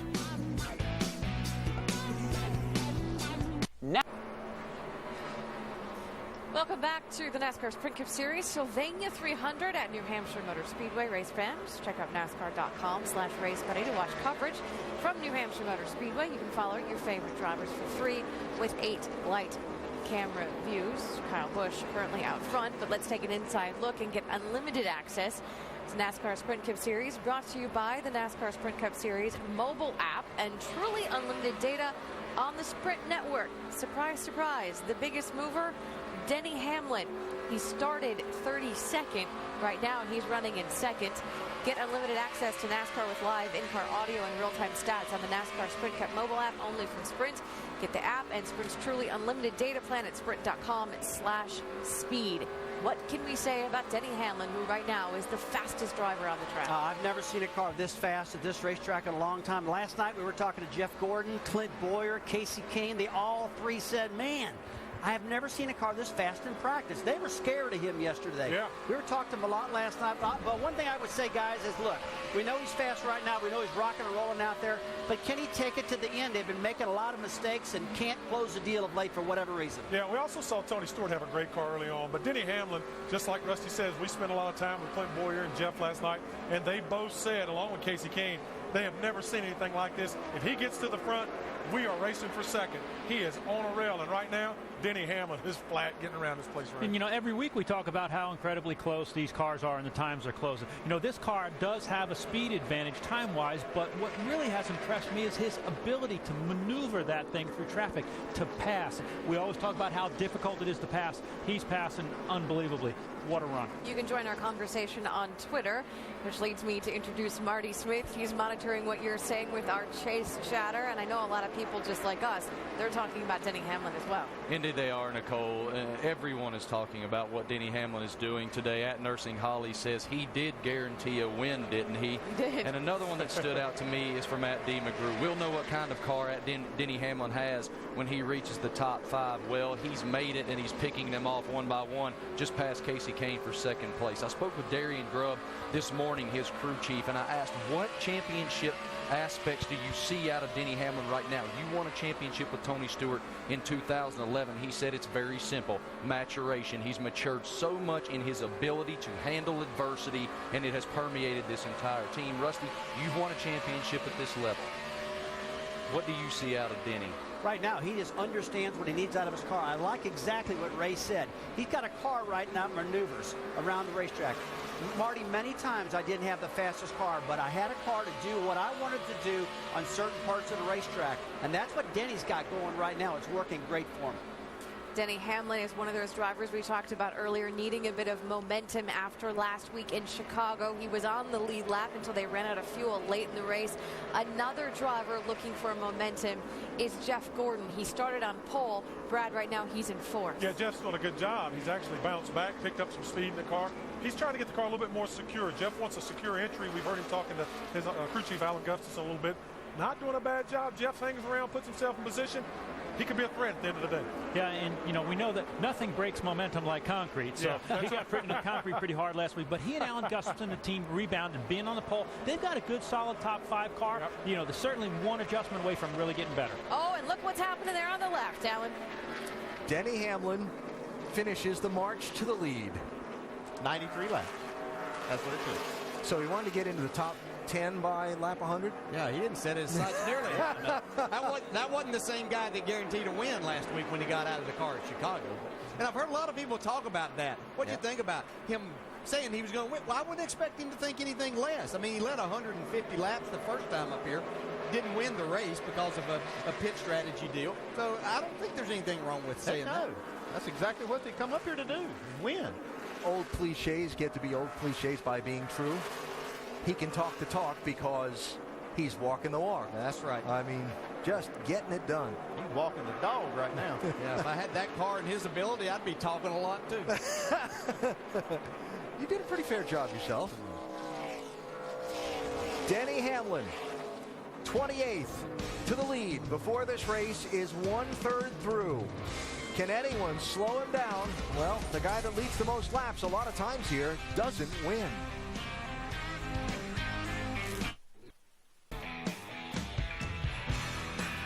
Sylvania 300 in New Hampshire is brought to you by KFC. Race day is a KFC day. Come in and taste why fresh is better. The beautiful seaside city of Portsmouth, New Hampshire. What a great variety of topography in the Granite State, from the ocean side in Portsmouth to the White Mountains in Mount Washington nearby, and in the Capital District. In the foothills of those mountains, the New Hampshire Motor Speedway, where a huge crowd has turned out on this first Sunday of fall to see the NASCAR Sprint Cup Series in the second race in the chase for the NASCAR Sprint Cup. Denny Hamlin, the story so far, marching from deep in the starting grid to the front before this race got to its 1/3 mark. Now, while Denny has been marching forward all race long, Tony Stewart, who led the early part of the race, has been sliding back in this segment, Jamie. Well, he's been saying the same thing, that he's loosening in the tight middle. He said it's getting a little bit better now, but they're going to need to to adjust on this car if they want to get him back to the front. He said he needs that right rear to work a little bit better, and on that first stop, they did make a wedge adjustment in the right rear, so we'll look for more of that on this next stop, Alan. All right, Jamie. Yeah, that's a tough thing to fix. He may have to work with his brake bias a little bit on that loose end if they're going to correct that, helping him turn in the center a little bit, because normally if you make it turn in the center, you'd be a little looser in and off. Yeah, I think if it was me, I would want to fix that part of the center of the corner, because that's where the speed is, and just have to deal with the loose end. I'd be too afraid to work on that part with the chassis. Like you said, the brakes might be a good place to go there. Next opportunity on pit road coming up very shortly here at New Hampshire. And a reminder while we wait on those pit stops that later on tonight, the AAA Texas NHRA Fall Nationals final eliminations, 8:30 Eastern Time on ESPN2. And then next weekend, the NASCAR crowd is on to the Monster Mile in Dover Nationwide Series, Saturday, 3 Eastern on ESPN. And race 3 in the chase for the NASCAR Sprint Cup, telecast presented by GoDaddy.com, 1 Eastern next Sunday here on ESPN. And I wasn't kidding when I said those pit stops were coming up soon, because there are some cars beginning to work their way onto the pit lane. Jamie McMurray, Juan Pablo Montoya, David Ruderman, and Landon Castle have all come in. None of the front runners have as yet come in for their stops. That's Joey Logano, top of the screen, working his way onto the pit lane. Logano running in 16th position at the time of his stop, as Denny Hamlin picks up a little trash on the grill. Joey Logano in, Vince. Joey Logano coming in. He's been battling with the center of the corner. We've heard that a lot today. Just can't turn the center too tight. Making a chassis adjustment. 4 tires for Joey Logano. Won his first ever Sprint Cup race right here in New Hampshire. It's a big event for him. But right now they haven't had the car they needed to get to the front. Brian Vickers started at the back, made a nice charge up to mid-pack. Jamie? And they're going to take 4 tires. Once again, they did as well on the first stop, and it seemed to help him. Said he wants to run a little bit better on the flat part of the track, but all in all, he's a pretty good car today. Down and away. Paul Menard was running in the 14th position. His car was freer on this run. They will make an air pressure adjustment right behind him. Dale Earnhardt Jr.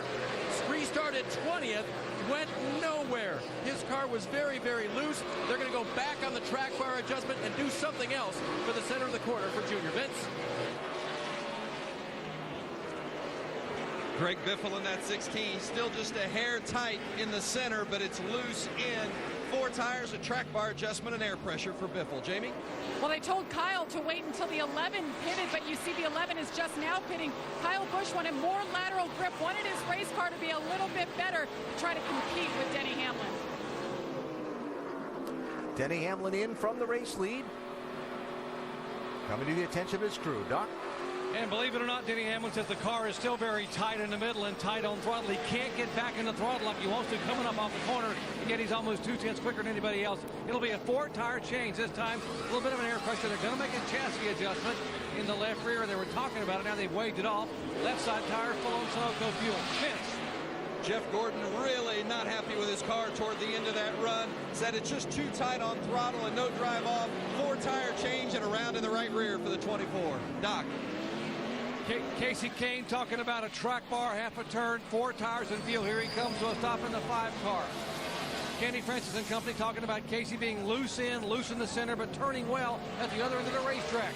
Track bar adjustment, talking about the air pressure left side tires going on. Now a major adjustment going to take place as Casey leaves on the 56 car, Martin Truex Jr.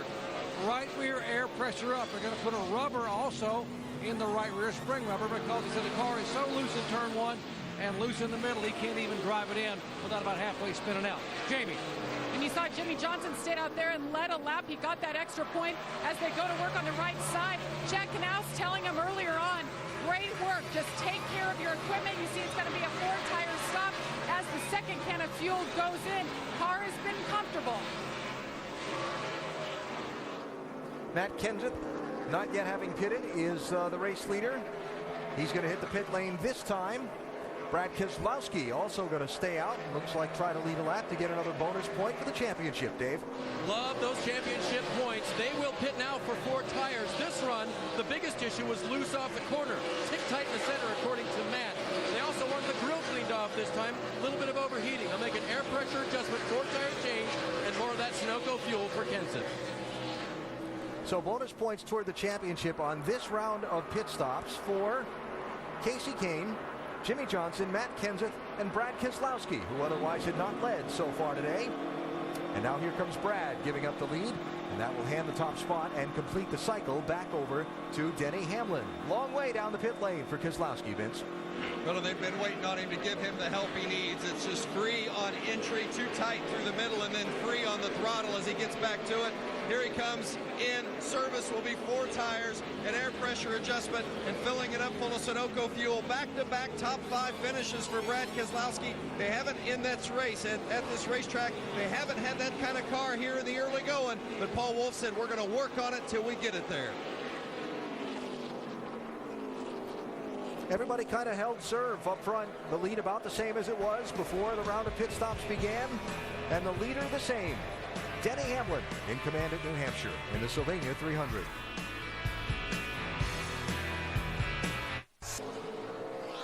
Back in New Hampshire, we check in on how our drivers are doing today in the AT&T Fastest Driver Challenge from the top 4 qualifiers. Kyle Busch is running closest to the front.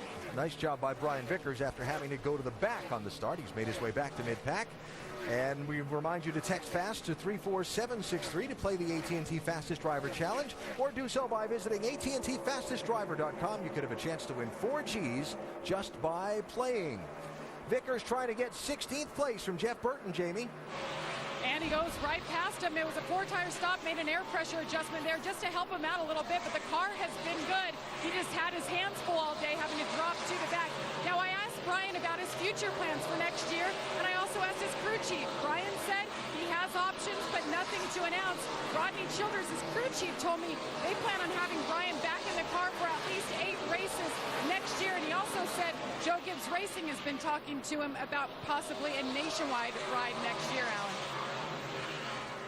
Brian Vickers doing a great job in that Michael Waltrip Racing Toyota every time he's been in it this season so far. Brad Keselowski, championship leader, starting the race. One of just 2 of the championship chasers not in the top 10 in this race. Check that, one of 3.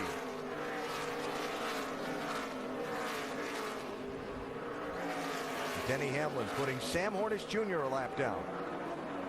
Sam with that tough task this weekend. He raced in the Nationwide Series race yesterday in Kentucky. Started this race without any practice or qualifying time in that car. Yeah, his pit crew's getting it done, though. They're 3rd on our Fast 5 board from those 4-tire stops. Denny Hamlin's crew, though, you can see why he's got so much confidence coming into a race like this. They get it done week in and week out. Andy, when you changed tires and you had a car that was that good and driver getting the job done, did you feel like you need to step it up a little too? Yeah, it does. It just gives you so when that car comes down pit road as a leader, for some reason you can just dig down, get a little more, and you just have that positive energy just overflows, and that's how you make these good pit stops. So the 11 car had its problems on the last pit stop at Chicagoland last weekend. We documented that on Countdown earlier. Denny came out right after the race, got the explanation of what happened. Opinion from here, how he dealt with that, not only to his crew members, but to the rest of the world, was a big statement on where Denny Hamlin has come in the last few years as a driver. I think absolutely. A couple of years ago, we would have seen a different Denny Hamlin and a reaction from him, probably saying something negative, and that only makes the situation even worse. But I really like the way that he handled that and supported his guys. Yeah, I think Joe Gibbs is a big positive influence on this team, too. I'm with you, too, Dale. I think that Denny has handled this very well. I'm watching this team, though, to see how Darian handles this, how they eliminate these mistakes. This is a great race team. We can see just how fast they are everywhere. Mistakes are the only things that's going to keep them from being a real contender and maybe even a favorite to win the championship. And they had a mistake at the end of Chicagoland. They had a mistake here on Friday in qualifying. Both were handled well by driver and by team. And in my opinion, it just makes them stronger as a potential championship unit. Now, nobody's proven to be stronger as a championship unit than Jimmy Johnson, Chad Knaus, and this 48 team. And yeah, we're not even halfway through today's race, and they're talking about strategy. I'm sure you're taking care of your stuff, easy on your brakes, nice and smooth, good rhythm. Well, let me know on fuel. I can go back to that again. Now, let's keep on going. Let's try to get up there with these guys. We're kind of out of reach of those guys up there. We can get up there on the 24, then we can start relaxing a little bit again. You can see some of the crew chiefs, especially Chad, the smart ones, are thinking about how this race is looking like it's going to go green a long time. So they're going to try to, at least right now, try to plan for it and then react to a caution flag series if it comes. And it's easy to react and say, well, why are you saving fuel now? You got at least a couple of more pit stops to go, but the less fuel you use now is the less time you got to spend on pit road if that next stop happens under green. Yeah, and I think something that's going to help them be able to do those type of things is they have a fast race car.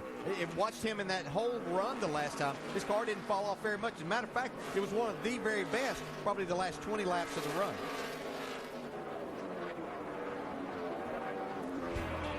Hope everybody put fresh batteries in the calculator. You're going to need them here in New Hampshire today. The last 4 straight races at this track, strategy has somehow played into deciding who the winner would be.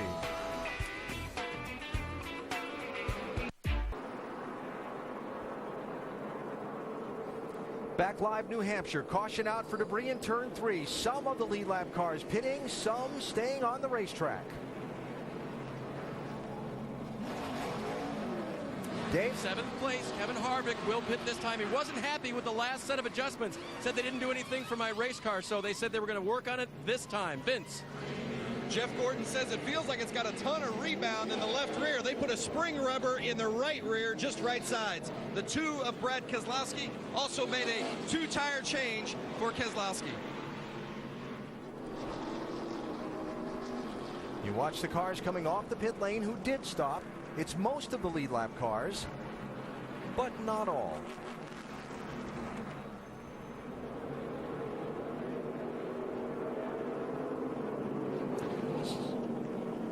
Casey Kane off the pit lane first of the cars that came down the pit lane. Those who did not included the race leader, Denny Hamlin, Kyle Busch, Clint Boyer, Martin Truex Jr., and Matt Kenseth. They stayed on the racetrack under this yellow flag.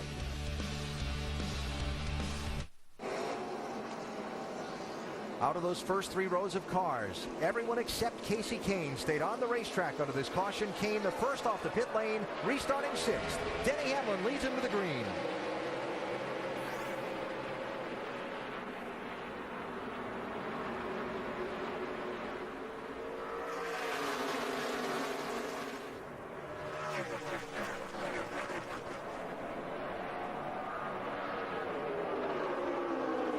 Clint Boyer sliding into 3rd position, clearing his teammate Martin Truex Jr.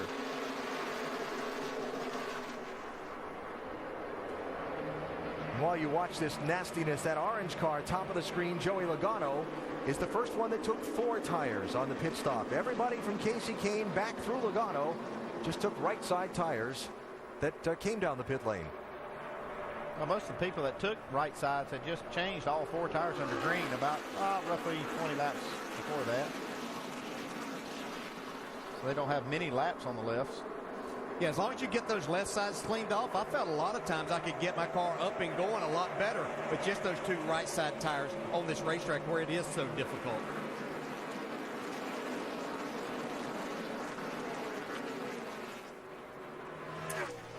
Be at halfway in this race very quickly. Stay tuned for NASCAR nonstop coverage during the second half of today's race, presented from New Hampshire by 5 Hour Energy.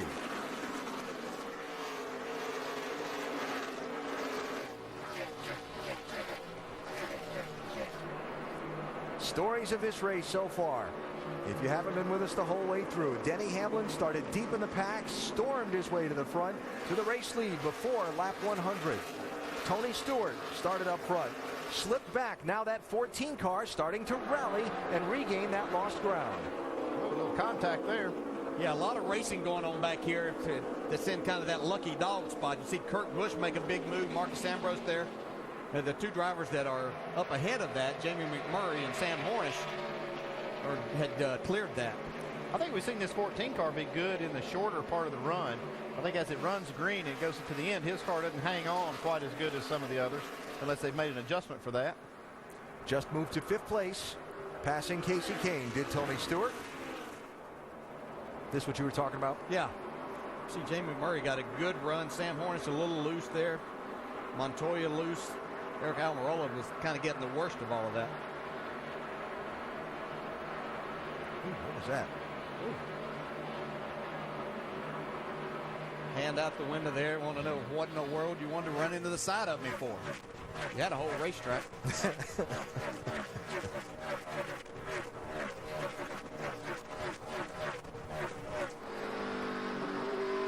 They've been tuning on that 14 car a little bit, Jamie? They sure have. And Andy, you were talking about as a crew chief how difficult it is to fix the problems he's having.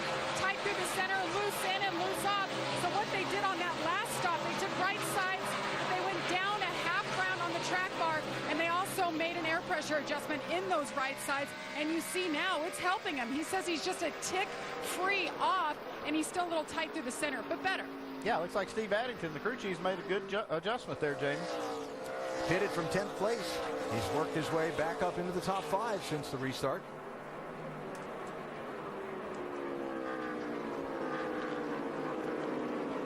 You can see what they've done with their pit stops on lap 42 there at the competition caution. They took 2 tires and then the 4 tires under green and 2 tires that last stop with that adjustment. So Tony Stewart, the defending winner of this race, after falling back in the top 10 and just outside of the top 10, has moved back into the top 5. Now, Dale Earnhardt Jr. was going to be the next car lapped by leader Denny Hamlin when that caution flag came out, so a nice break there for the 88. Yeah, they got 4 tires on that and made some adjustment, hopefully, for that. They had high hopes coming in as they ran into the top 5 in this race back here in July, so they haven't shown the speed here in practice sessions or the race so far. How about it, Dave? Made some adjustments. They checked wedge, track bar, air, and then they checked other. They removed the spring rubber from the right rear of the car. They're just not sure about the right rear right now. Junior felt like it wasn't building up the way that it was supposed to. It was mostly loose earlier, but he just couldn't go anywhere once he got stuck back in traffic. So Junior right now running in 16th position, trying to find a way around Brian Vickers for 15th. Yeah, I'm with you, Dale. I expected a little more out of that 88 car this week.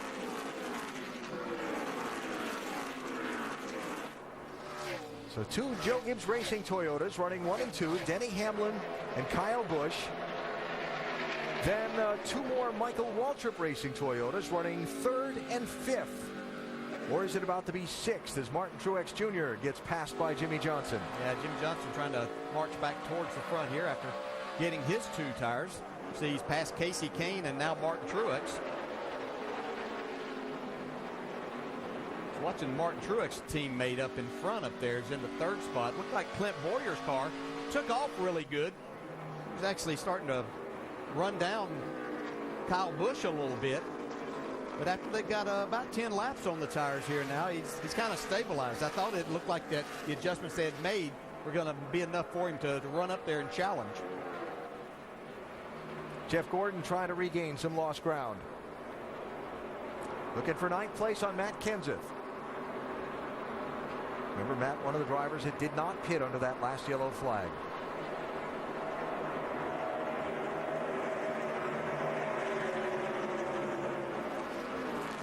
Gordon started on pole in this event, led the first 3 laps, then fell back. Found something in his line on the car. We heard him say on the radio in the opening run, and then the crew continuing to make adjustments on this 24 car. And Vince, he's working his way back up through the top 10. Well, he's trying to. We noted during that pit stop they put a spring rubber in the right rear, and Jeff was a little bit confused as to why they were going to make that change. And now he says that they've taken all the rear grip out of the car that he had before. So they're trying to find the sweet spot with this, but they're searching around and haven't really gotten it to his liking as of yet. It's not good. Starting to slip back just a bit. Well, those race cars can be frustrating things to work on, can't they? Yeah. Coming up on halfway here in New Hampshire in the Sylvania 300. Time to go NASCAR nonstop. Presented today by 5 Hour Energy.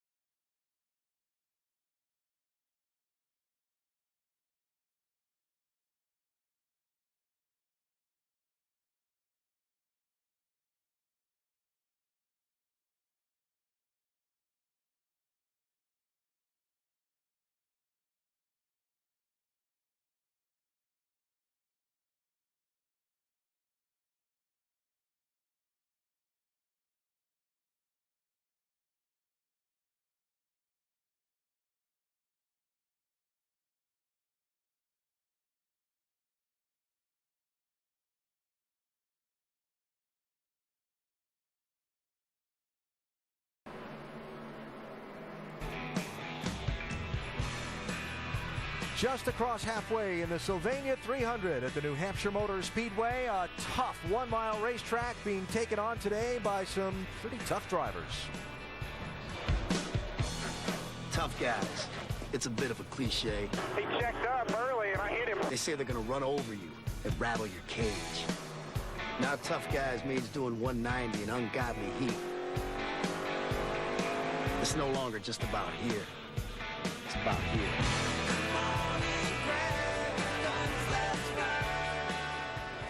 Well, no one's had a better ride today than Denny Hamlin, who started deep in this field, worked his way all the way to the front of the pack, and has already become the guy that's led more laps than anyone else today in the Sylvania 300. Hamlin out in front of his Joe Gibbs Racing teammate Kyle Busch by 1.8 seconds. There's the gap, first to second, with Clint Boyer just a touch behind. Kyle Busch riding in third position. Yeah, you can see the 48 car Jimmy Johnson coming up there also. There's Jimmy. Also had a nice drive up through traffic after starting back in 20th position. Tony Stewart, he's running good this segment, but the 5 car starting to come alive a little bit here. Tony, the winner of this race last September. Casey Kane, winner of the last race at New Hampshire for the Sprint Cup Series back in July. I'm sure he was expecting those 2 tires to do a little bit more to help his progress towards the front be a little bit quicker, but hanging pretty tight. There's Kevin Harvick. Now, in your classification of race cars, we've had great and we've had sporty and we've had good. Okay. So Kevin has been kind of in the backside of the top 10 most of the race. Where would you classify the 7th place runner? Yeah, I think he's got a good race car. It just all the way to the good. I think it's good. Yeah. Now, like Jimmy Johnson, who was really good at one point, then he got to be pretty sporty, which is kind of in between where Denny Hamlin's car is great.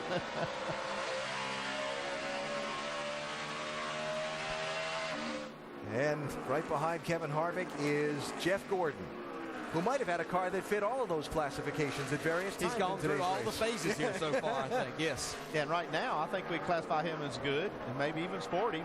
He had the second quickest lap, last lap. Gordon running in 8th. Brad Keselowski, championship leader, starting today, running in 9th position. Quiet, not a spectacular day for the two so far. I've had one eye on him most of the race because he didn't seem very good in the beginning part. But like I said earlier, he's just so tough. His team is so resilient. They can come back from just about anything, and Brad never gives up. He's out there driving as hard as he can. They've made some pretty good adjustments, and now I'm pretty to rank his car now. Okay. Okay. He's made it good. Here comes that sporty 48 right now. He's moving towards the front, headed in the right direction. You got to like that. That's third place that Johnson has just taken over. Now, filling out the top 10, driver who restarted in 4th position when we went back racing after that last caution flag, and now he's all the way back in 10th, and that's 56 car Martin Truex Jr. Doc, what's he saying about this car? Is it sporty or something else? Well, what I can tell you, he said, is that is that the right front tire is junk. Basically, he said they are loose in the turn 1, and he's wearing that right front tire out. He's in there really tight in the middle, trying to get the car to turn. And they got a plan, though. Chad Johnson said we're going to take air out of the left side tires on our next stop with 4 tires of fuel. Right now, it said Martin just got to try to hang on. Really free entry, really tight middle. Not a good combination, guys. This won't go with it being less than just off the resistance line. 10-4, man. You got about 25 to the stop. Running right behind Martin Truex is Matt Kenseth. He was one of the cars that stayed out as well on this last round of pit stops. He restarted 5th, has fallen back. His car was loose off, but not horrible, according to the driver. He has kept his mouth shut this run while others with tires go by him, guys. So we're going to get to that point, not all that far from now, where the guys who didn't pit under that last yellow are going to have to start visiting the pit lane for some fuel. Yeah, probably 15, maybe even 20 laps. Yep. Right side, the Kenseth and Truex race, putting a lap on Mike Olson, the 2-time what was then NASCAR Busch North Series champion, making his first Sprint Cup Series start today. And Jeff Gordon trying to gain another spot. Left side, working on Kevin Harvick for 7th. And it looks like Gordon's car is pretty much to his liking right now. He's been able to make some passes and since that last one. And here comes Jimmy Johnson moving forward, also trying to take this 2nd spot away from Kyle Busch. Yeah, I think for sure Jimmy Johnson's car is the best of the rest. When we compare it to Denny Hamlin, I'm not so sure. We'll see now when he gets 2nd spot what he can do with Denny. Well, maybe a different strategy this week where he let all the laps seemed like last week and was passed at the end. Maybe he's going to do that. He's got a little fresher tires right now than Denny, so if he's ever going to make up some ground on him, now's the time. Well, as we just saw, he's got some ground to make up to catch Denny Hamlin. Because Denny has opened up a gap of 4 seconds over 2nd place. Time to go NASCAR Nonstop, presented by 5 Hour Energy.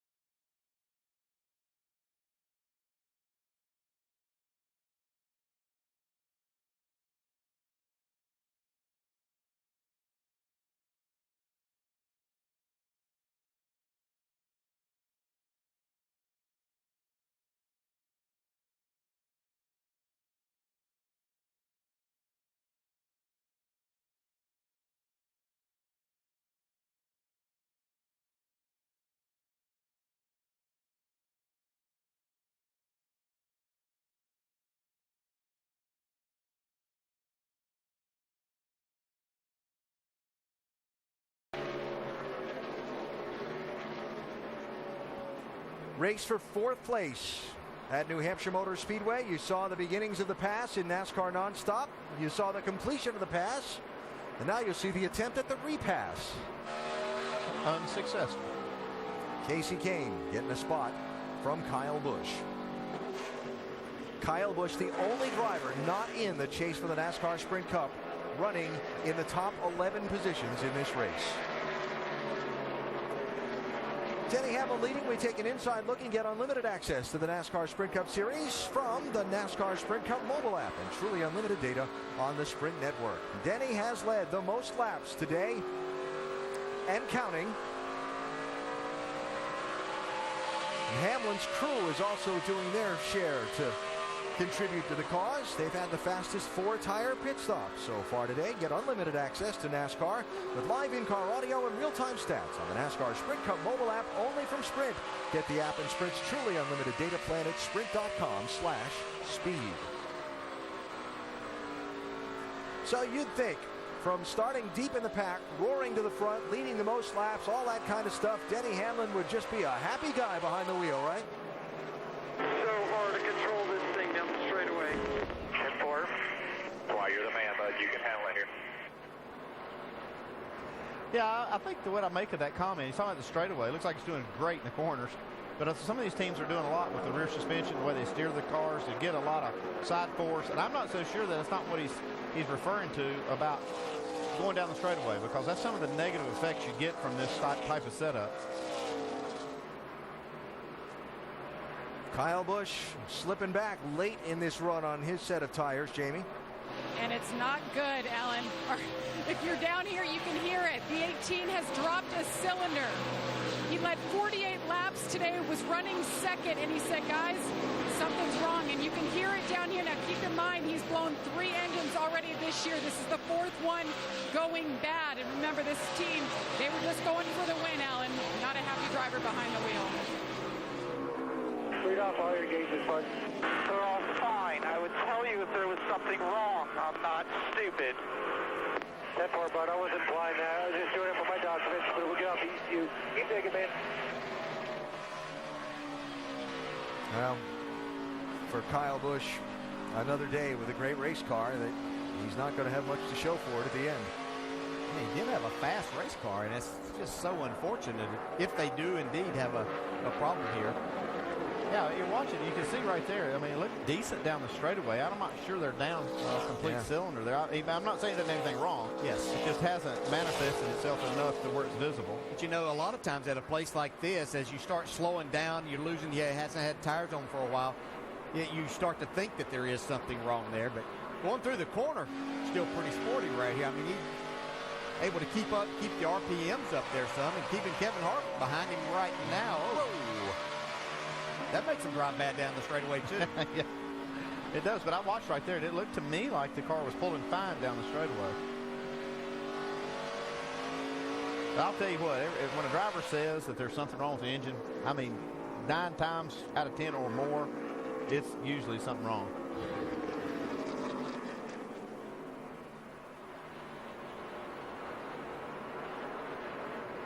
I'm sure Kevin didn't mean to do that. Just a little nudge. Racing hard. Harvick and Kyle Busch here for 7th and 8th places.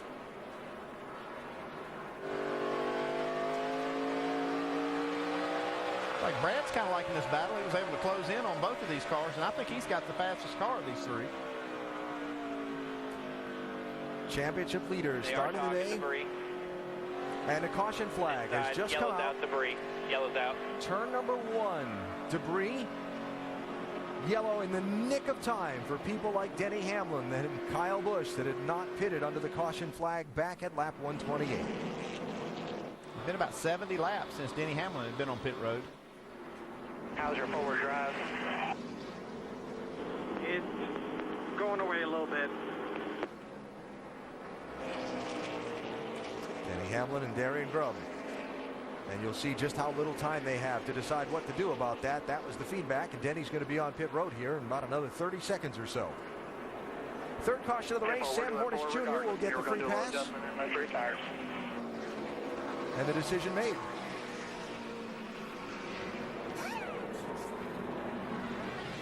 Don't have much time to think on top of that pit box. You better have a plan. That's exactly right. So the guys that have reached the end of that fuel window and the guys who are not, who pitted under that last caution, this sets up a little strategy opportunity. Now we might see one of those leapfrog sessions here under this yellow. All right, Dave. 15 car talking 4 tires, a little tighter now in the center, down on rear grip, wedge into the left rear. Jamie. Jimmy Johnson saying in the middle of that run he was still a little free, couldn't run as hard through the center. It'll be a wedge adjustment on the right rear. Right sides, they work their way around to the left, Doc.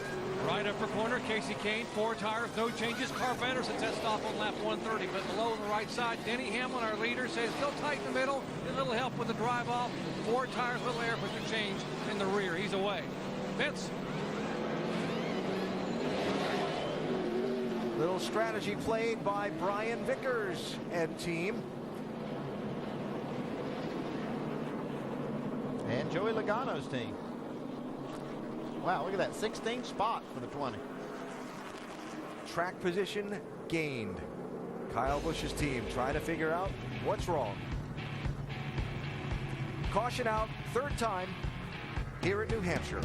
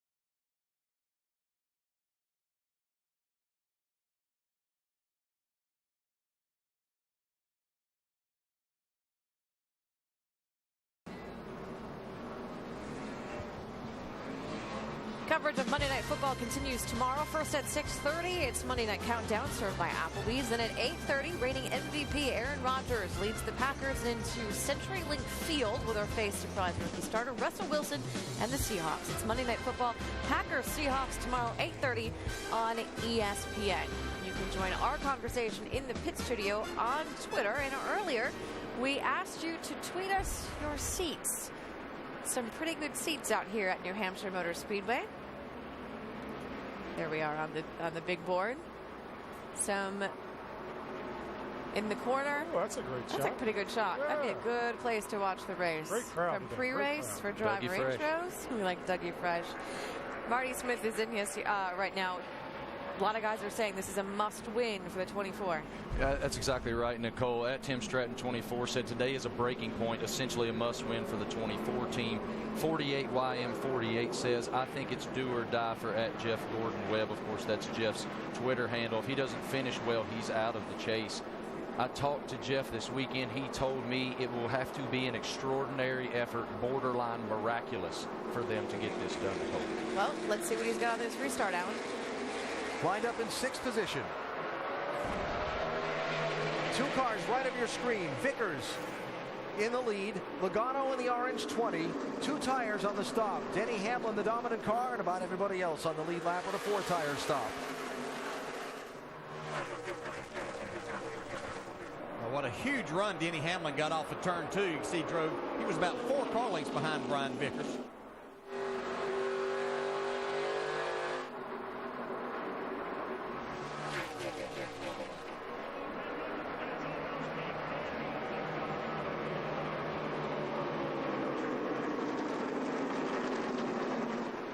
Well, no shame in giving up the lead to Denny Hamlin for Brian Vickers. He started last. They moved up from 14th coming down pit road to the lead on the stops with the strategy call by Rodney Childers. But Denny Hamlin has been the man so far today.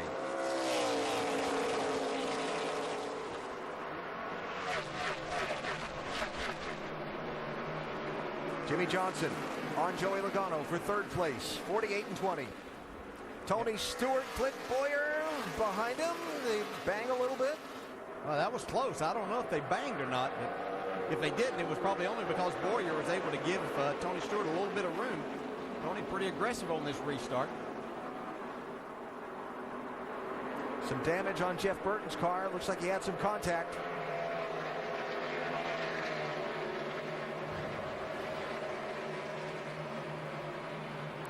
Looks like he got loose under Regan Smith. You can see the contact they made. And Junior hits that left rear corner, which has already been hit once today.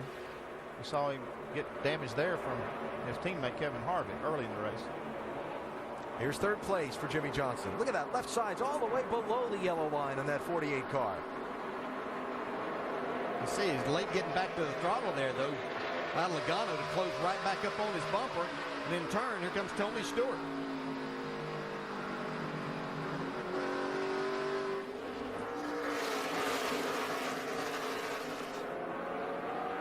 There's so many ways, different ways to drive this racetrack. Using that apron part that we saw Jimmy Johnson go down to. A lot of drivers will not drive it in quite as far. They'll actually get back to the gas a little before the center of the corner, out of the gas again, and then try to hammer it up off the corner. Other drivers want to get in there really hard, let it roll to the center, get their car turned and drive up off. So a lot of different ways to do that. And when you're trying to make a pass, sometimes you have to change the way that you normally would do it just to take advantage of another car's weakness. 5th place here, Boyer 15, Logano 20. And isn't that one of the fascinating things about NASCAR Sprint Cup racing, right? Every playing field, every track is different, and the challenge to a driver and a team is different every week. So Denny Hamlin is back up front, Doc. Indeed he is, but prior to that stop, we heard Denny a couple of times say, guys, this is so hard to control on the straightaway. The crew have been talking down here about some sloppiness in the steering box. Let's ask Darian Grubb. Darian, what's the issue with the steering box and the sloppiness on the straightaway? What's the problem? It's just got a little bit of a wander feel to it. We're not sure exactly what it's doing. We've been chasing that pretty much all season with what's been going on with race cars, but evidently it must make the cars pretty fast, so we'll let him deal with it. All right, they've been chasing it, and obviously you don't mind having it be a problem when you're as fast as the 11 car is today, guys. Well, I would at least wait till it was affecting something. I mean, I know that he's talking about the comfort of the car, but as long as you can get out front and lead the race, I don't care really how comfortable it is. I don't know. He's talking about wondering. I'm wondering what will happen if they get that fixed, how fast he makes it. Oh, little contact there, Paul Menard into quarter panel of Greg Biffle. Biffle looks like he's struggling once again, along with his teammate there beside him, Carl Edwards. Biffle and Dale Earnhardt Jr., who we're riding with here, the 2 of the 12 championship chasers that have lagged most of the day behind the rest of the group. The rest of the group for most of the race has been up in the top 10 or 11 spots, except for these 2. Biffle sliding back in the early going of the race, and he's kind of run just outside of the top 10 for a lot of the day. He started 13th, and on the break just kind of never really got going in this 16 car today, Vince. That's exactly right, Alan. And Matt Pusha, the crew chief, maybe told the story early on. He said, if we're struggling on entry with loose in, it could be a long day. If we're good there, we're going to be good. But they have fought on that loose entry all day long, and they just haven't been able to make any headway on it. That's been a big difference. They made a lot of adjustments on that last stop, but it hasn't really helped them much. All right, Vince, so Biffle running back in 16th position, watching this race for spots on the backside of the top 10. Casey Kane picking up 8th position in the 5 car. He's got Newman, Keselowski, Harvick, and more right with him. Truex and Matt Kenseth also in that group.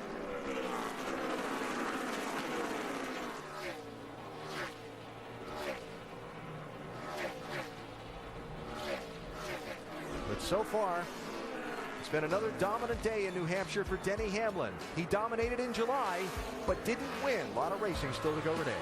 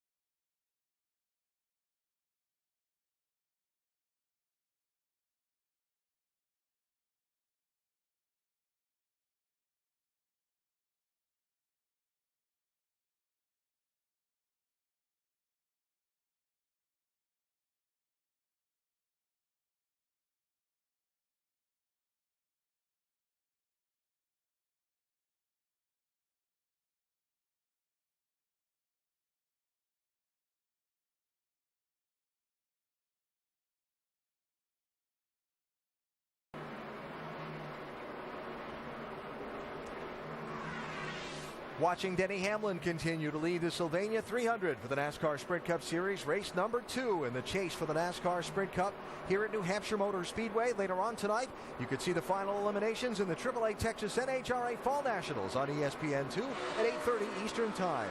And next weekend, NASCAR's on to the Monster Mile in Dover, Delaware. Nationwide Series Saturday at 3 Eastern ESPN. Sprint Cup Series telecast presented by GoDaddy.com next Sunday, 1 Eastern on ESPN. Our 5-hour Energy Rapid Recap show you what's happened so far today here at New Hampshire. Denny Hamlin has been the story of the day. Took the green flag, 28th on the grid. He was leading by lap 100. Yeah, this car's been just incredible right here. He passes 2 cars in 1 corner. Takes the lead from Kyle Busch. And after promising, after difficulties at the end of the race at Chicagoland last Sunday, that he would win today, so far, so good for Hamlin. On the championship contender end of not so good, Dale Jr.'s not been much of a factor. Yeah, just hasn't been able to show the speed that's needed here. He struggled in practice. They made a lot of adjustments throughout the day, but still just not getting what he needs out of that 88 car. Cautions on the day have, for the most part, all been for debris. A competition caution because of overnight rain was the first one. Then the other 2 cautions in the race, both for debris. Denny Hamlin's done a lot of the leading. And there is the championship picture, as most of the top contenders for the title have been somewhere in the top 10 for a lot of this race. Another story we've seen throughout the course of what's kind of a breezy day on the first Sunday of autumn here in New England is a lot of trash on the grills of these race cars. I saw some on the front of that 11 car, but actually a pretty big piece on it. You see Jimmy Johnson take that 2nd spot from Vickers. Vickers doing a good job today. Left side of that grill opening. What you talking about there, Andy? Well, you can see, yeah, it's just a ton of trash on that grill. And everybody's been pretty fortunate so far that either that got off or they were able to make a pit stop to get it off. How about this, Doc? Well, they told Denny about the debris, and they said, keep an eye on the temperature there, the water temperature. Darian has told him. Now, a few laps ago, Denny said, we're okay. And then I think he said they're trying to hear back again, rising. And obviously everything's been going well for him today, but Darian watching closely, listening to his driver and watching that temperature gauge. They're about 16 laps away from their window opening for their final pit stop, but right now water temperature could be a concern. I think he wanted to duck in behind that 32 car and try and use the slipstream to knock that debris off, but Mike Olson was heading for the pit lane, and that didn't work out. So there's 2nd and 3rd. Jimmy Johnson 2nd. Brian Vickers started at the back because his team had to change engines between final practice and the race, and a little strategy's gotten them up to 3rd. Yeah, this car's really solid, and Brian's done an excellent job every time he's been in this race car this year. They've been around the top 5, led some laps, just doing another tremendous job here today. Not to race any more than Vickers does, to be able to have the feel that he still does and get the most out of these cars. Shows how good a team this is, but also shows his talent. Yeah, it does show what kind of team it is, and I think that's the key thing. Mark Martin's been a big part of that this season and helping all the Michael Waltrip cars, but especially this 55 team. Michael Waltrip Racing, we talked about on NASCAR Countdown earlier. Brian Vickers in just his 7th start of the season in the NASCAR Sprint Cup Series, and the 7th of 8 that he will make this year. There is Clint Boyer and one of the other Michael Waltrip Racing cars. Boyer running in 5th position, and the 3rd of the 3 cars, Martin Truex Jr. running in 12th position and racing Matt Kenseth for that spot. 93 laps to go. Denny Hamlin leading, but lots of racing still to come at New Hampshire. We go NASCAR nonstop, presented by 5-Hour Energy.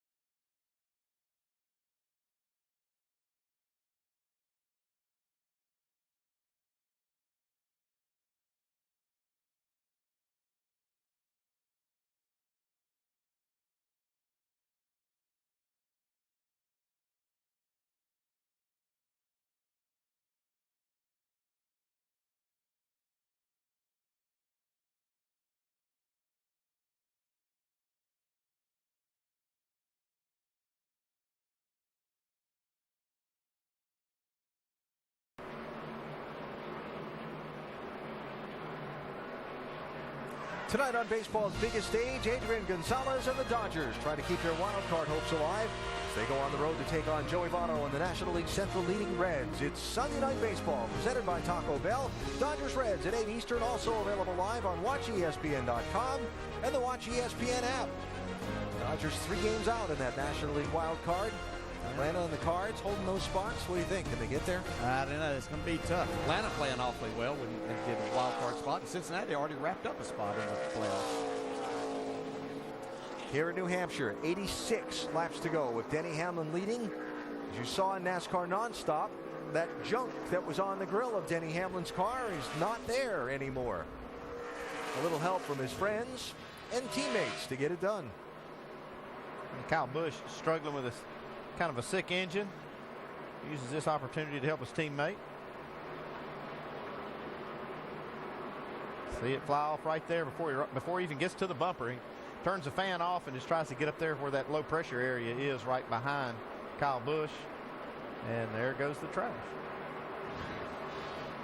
Pretty effective stuff.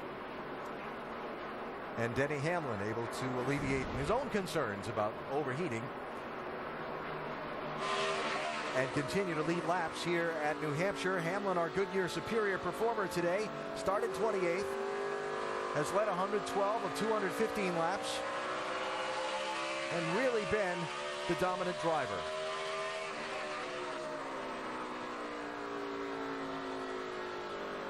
So Hamlin looking to score Joe Gibbs Racing's 100th victory.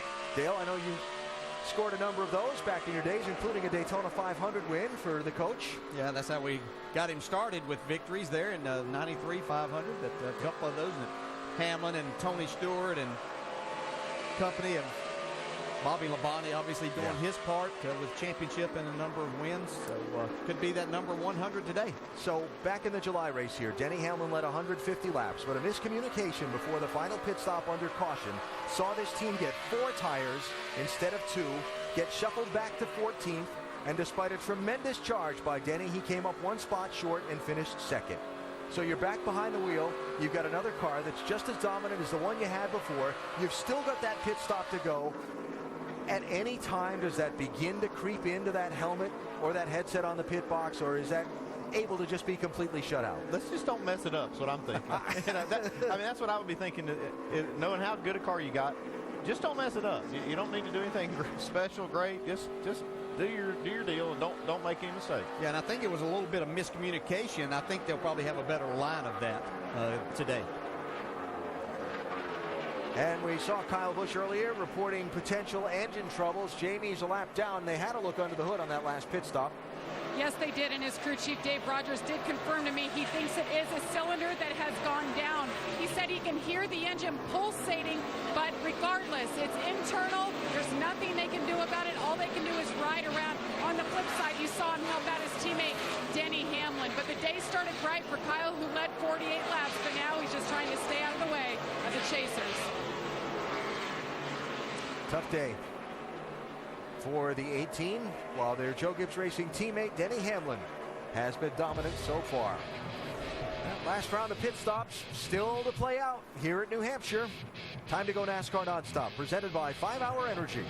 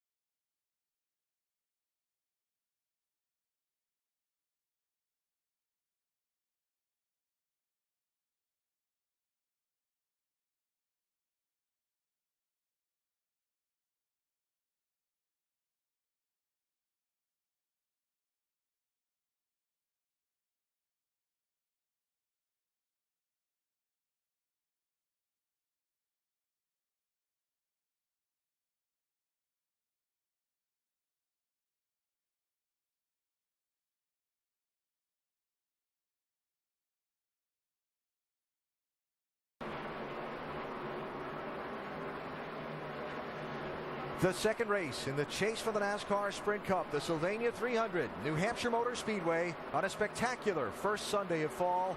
Denny Hamlin has been spectacular so far in this 11 car. As we reset with Fresh Off the Wire, served by KFC. Hamlin, the dominant driver so far. The 13 lead changes helped a lot by green flag pit stops that we've had today. But Hamlin has been out in front for 122 of the 225 laps. Brian Vickers with a solid drive, including a little track position play. And so far, most all of the championship chasers running solidly. The worst of them is back in 16th position. Still to come, another round of pit stops. They'll be happening very soon. Will we see another caution flag that will change the strategy picture around in the big end of this race? As I see the final segments of this race playing out, I've got kind of 3 or 4 players on my mind. First are the first 2 drivers on the track, Denny Hamlin and Jimmy Johnson. They've both shown strength in moving through the traffic. Can Johnson and company find some way to get to this 11 and get the win? I haven't seen any evidence of it yet. I mean, I think that Jimmy's got a good car. I'm not sure we've seen everything that 11 car can do because he's had a good cushion most of the day. I'm not sure that Jimmy's got anything for him. I think the only thing that beats the 11 today is the 11 making another mistake somewhere along the way. We saw them do that last weekend and certainly here in qualifying, but you know, they've rectified all those problems. Jimmy Johnson's got a really, really good race car. You know, if it gets to the point he could get a restart beside of Denny Hamlin, then he could make some difference there.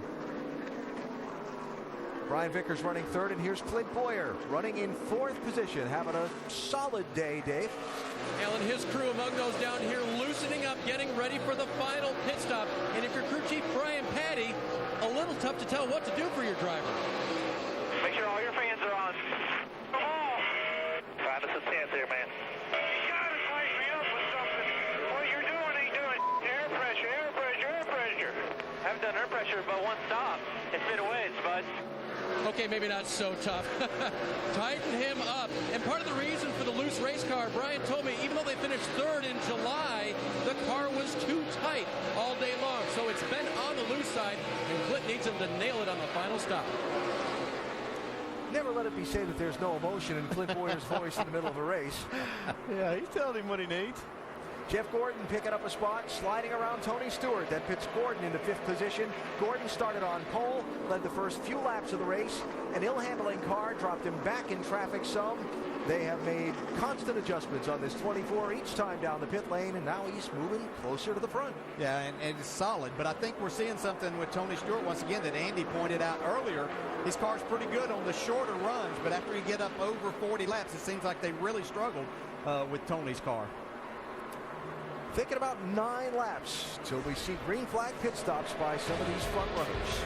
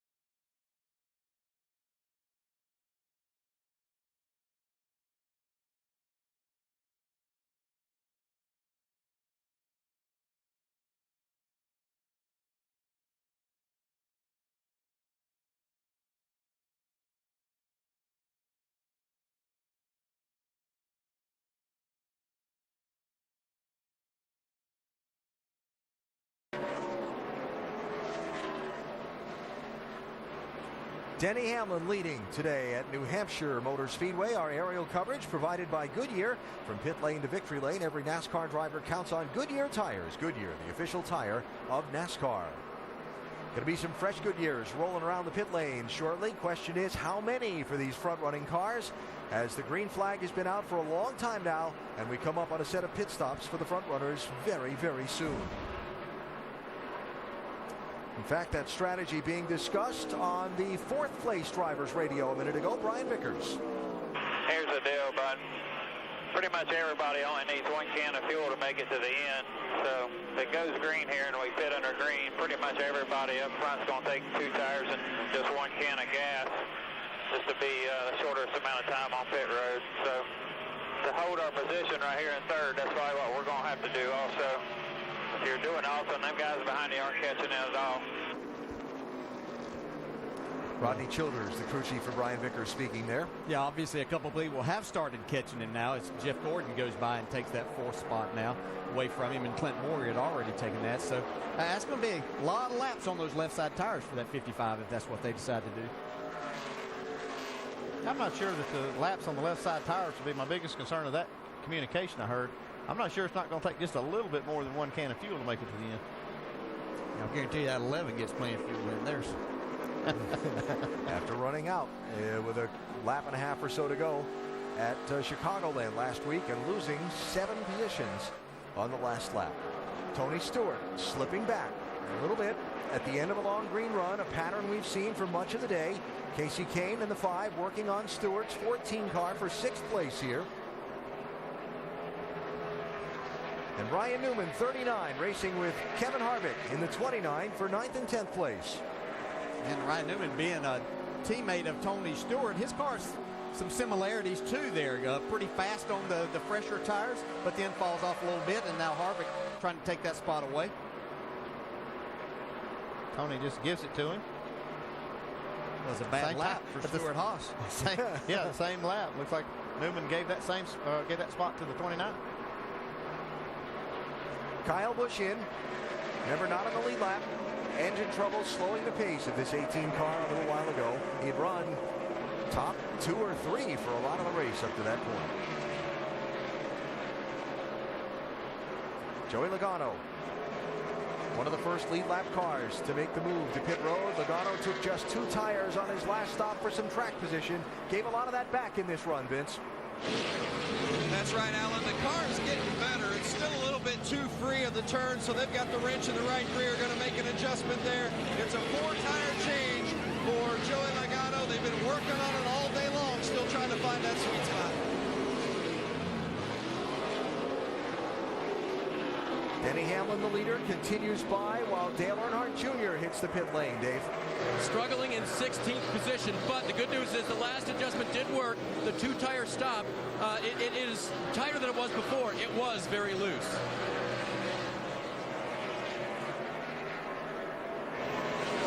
And you see Brian Vickers on the left-hand side of your screen making his way down. You heard that chatter on the radio. They thought they'd take 1 can and right sides only. You see the tear-off being torn off the front. All this debris today, a lot of drivers asking for that. They're going to opt to take 4 tires, though, changing up the strategy a little bit as they continue to put gas in that, fill it up with Sunoco fuel, and we'll go to Doc. Yeah, Martin Truex said the car is the worst it has been all day long. You're talking wedge, major adjustment right rear, air pressure already made. Got to top it off. It's going to take more than 1 can of fuel. 1 can going in. Got to get left side tires and get it full of gas either way. Little change of plans there on that 55 car. They may have recalculated that fuel. As the leader, Denny Hamlin, slows for his final pit stop. This would be with 55 laps to go. Greg Biffle also in, Vince. Yeah, they've had a good car here the last couple of times here, but they have been searching for it today. They're going to put the track bar back to where it was on that last run, and the air pressure is back as well. 4-tire change, Doc. 4 tires on the 11 car. Keep an eye on Scott Wood. He's the gas man. 1 can has gone in. Got to get the 2nd can up. Want to get it completely full of fuel. And he did get it full of fuel. He's down and away. Last stop scheduled for Denny Hamlin.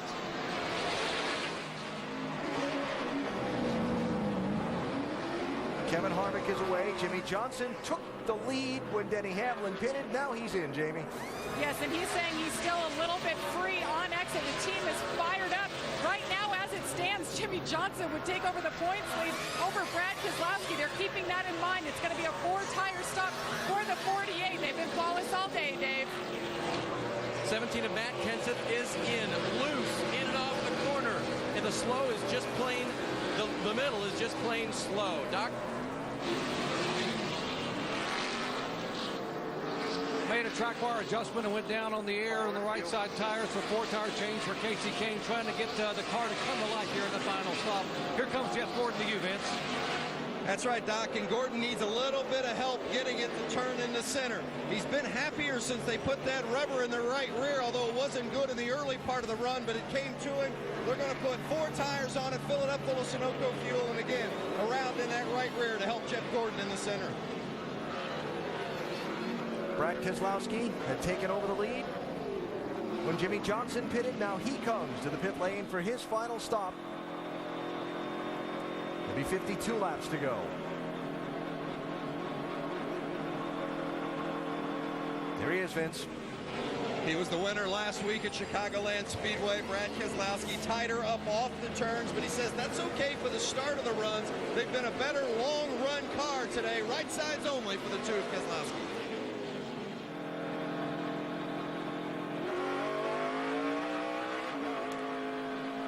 So Denny Hamlin cycles back to the lead. And on the exchange of pit stops, Clint Boyer goes past Jimmy Johnson into second spot. There's Hamlin. There is Boyer. And now Jimmy Johnson back in third.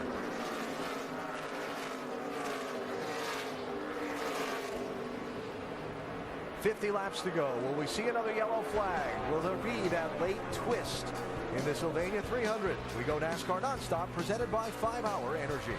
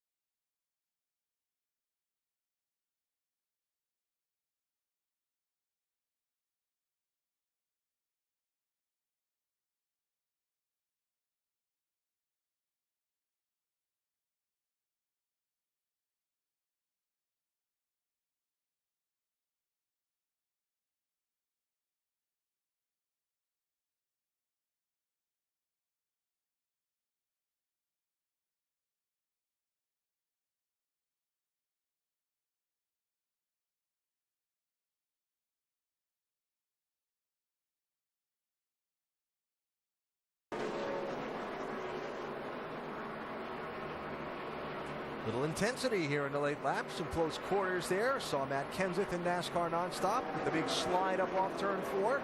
Somehow kept it off the wall. And Denny Hamlin, the race leader, putting Carl Edwards a lap down. Edwards in 19th position with 45 laps to go. Our Ram race rundown. Denny Hamlin is the leader. Multiple lead changes, a lot because of green flag pit stops. Hamlin's done a lot of the leading today. He's been the man. The biggest movers, Brian Vickers and Sam Hornish Jr. had to start at the back of the field because Hornish wasn't here for practice and qualifying, and Vickers' team had to make an engine change between the end of practice and the start of the race.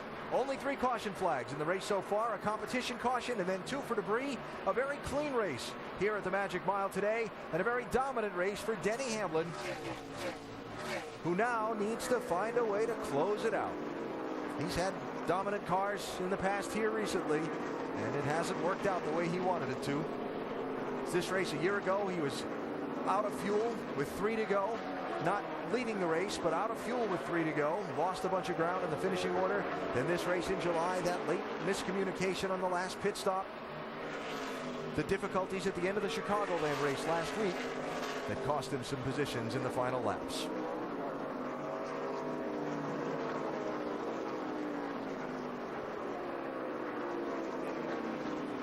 A little bit of pit strategy played on that last round of pit stops.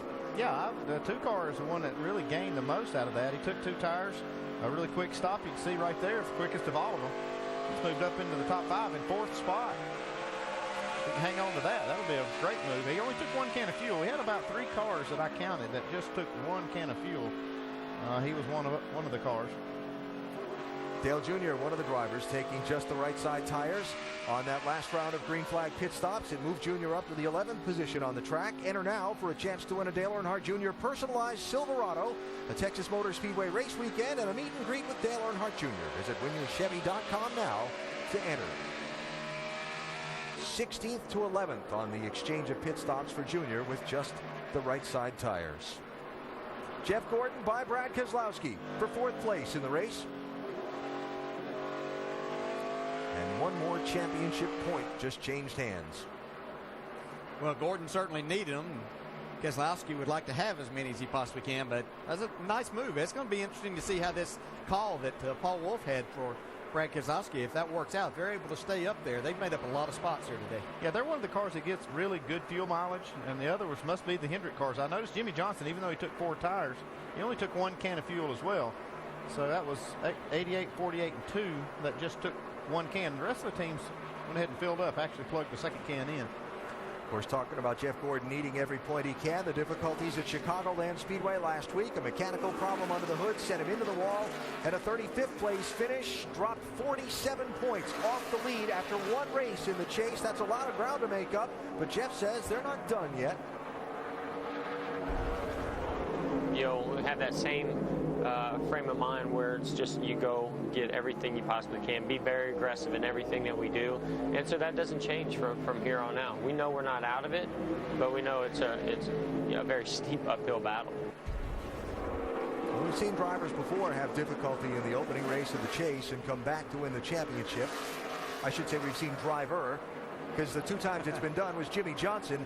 And to do it, Johnson really had to put together a run of not just good finishes, back to your terminology thing from earlier in the telecast, but excellent finishes down the stretch of the season. Yeah, and I said I think it's going to take a minimum of 2 wins for this 24 team, probably 3, and no finishes outside the top 12. Now, they have a solid day going here, so they can look at gaining those victories at some other places, but it's been a solid day and just what they kind of needed.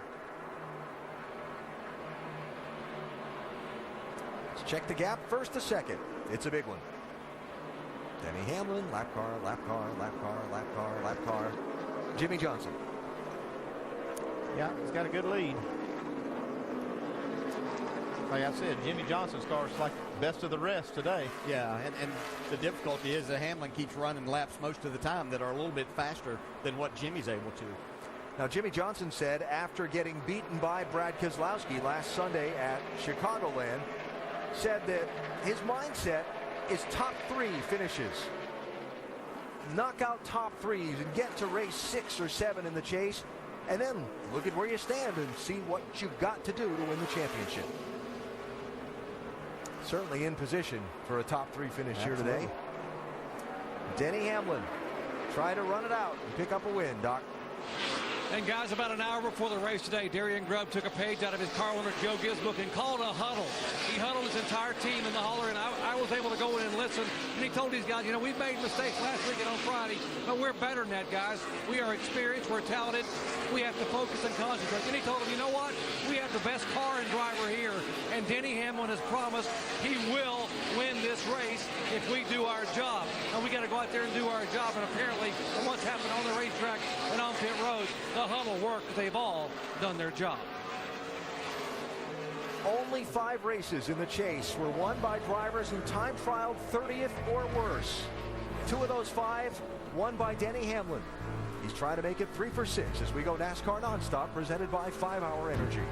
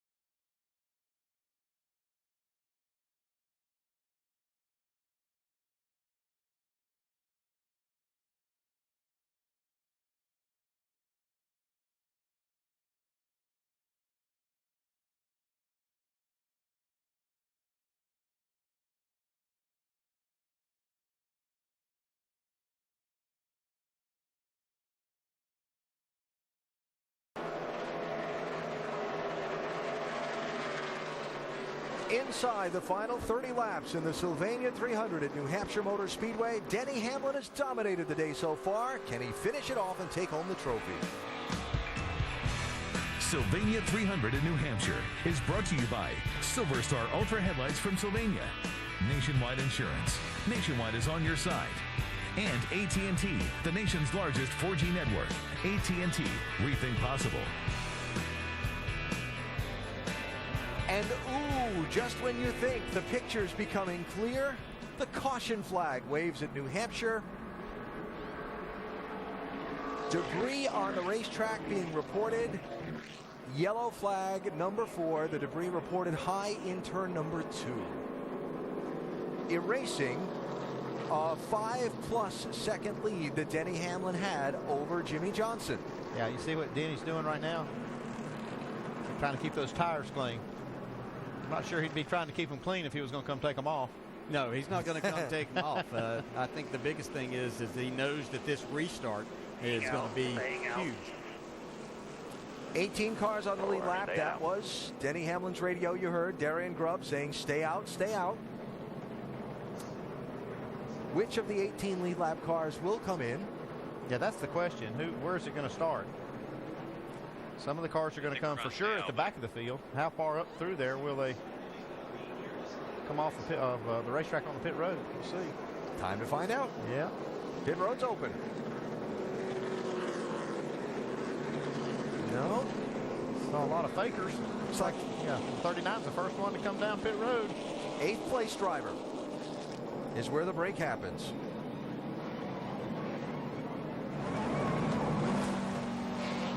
Car of Kevin Harvick will take 2 fresh tires. They were far enough back to do it. Ryan Newman on pit road for 2 as well.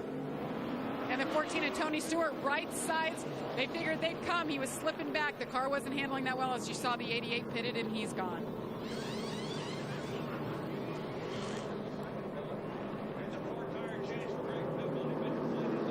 Greg Biffle there getting 4 tires. Jeff Burton getting 4. Can they make up any ground in the last run to the finish of this race? Free pass to Carl Edwards. And the first time in the last 5 races for the NASCAR Sprint Cup Series here at New Hampshire that the caution is waived inside the last 50 laps.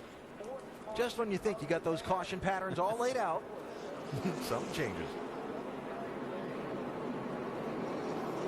And Jimmy Johnson gets to erase that 5+ second gap he had on Denny Hamlin and get a shot at him on a restart. Yeah, really his first opportunity to be up there with the 11 car and see exactly how he stacks up.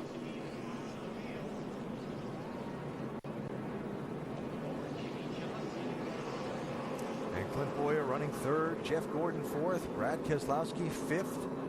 Kevin Harvick had a very close call on the pit lane just a minute ago during these stops.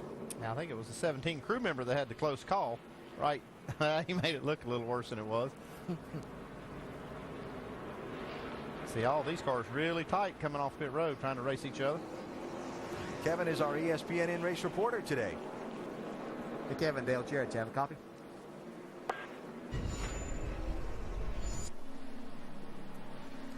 Kevin, I know the car probably hasn't been to your liking throughout the day, though, but a late pit stop here. Any adjustments made there to help you out? Car hasn't been bad. It's just, you know, it's really hard to pass, but they've done a good job doing the best we can, and we'll just keep fighting here. And you never know. Track position is just king here.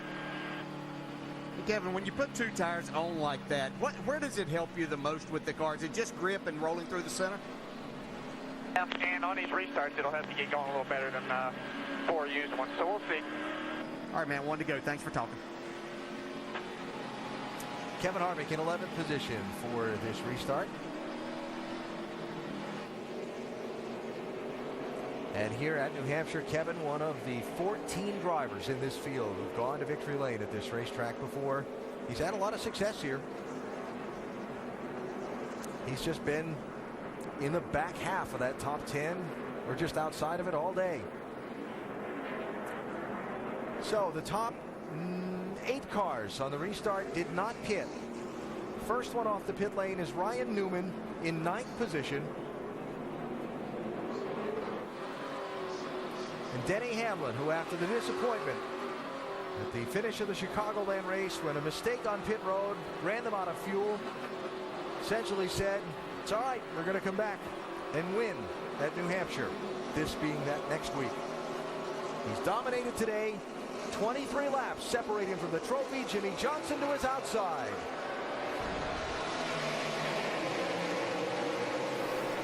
Jeff Gordon with a huge run. I don't think Clint Boyer was too happy with him jumping down there, though.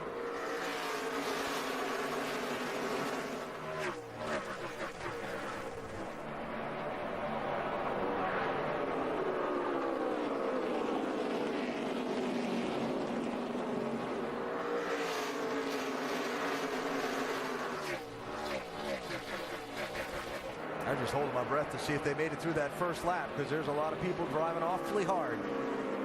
It was just incredible how fast that 11 car is. I mean, it's getting up to speed, getting going.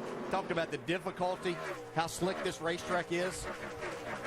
Never know it watching him. Nope. Yeah. He made it look easy today.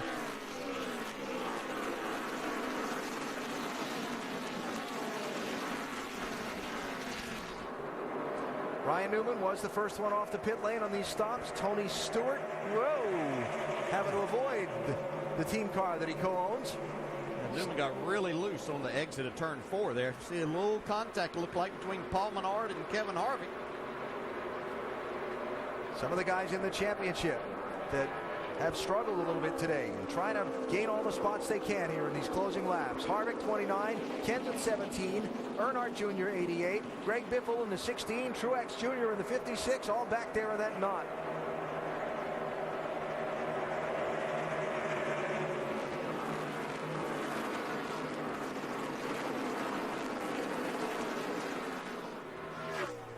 This part of the race where those times today where drivers let other drivers go, that's out the window now. You got to take and get everything that you possibly can. It might even mean trading some sheet metal right now.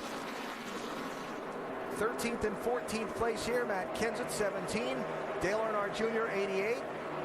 And we'll put Jeff Burton in the 31 in the mix as Greg Biffle pops out of line in the 16. Working on Martin Truex Jr. for 17th place. Yeah, Truex had a run on Regan Smith there in the 78. Got a little bit loose, had to come out of the gas. Biffle took advantage, took the spot away. Here comes Truex, up Biffle into the wall.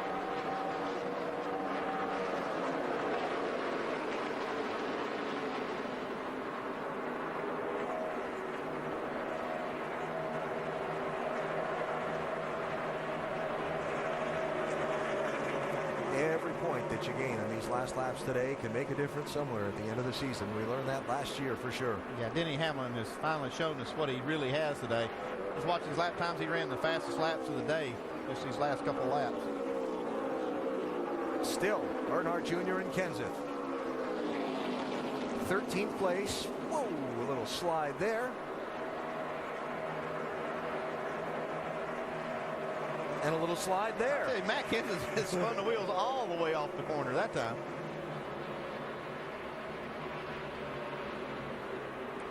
Talk about how the Fords were struggling. Kenseth is the first Ford up in 14th spot this week. That's so surprising, isn't it? I mean, Greg Biffle and Matt Kenseth led the championship almost all season between them.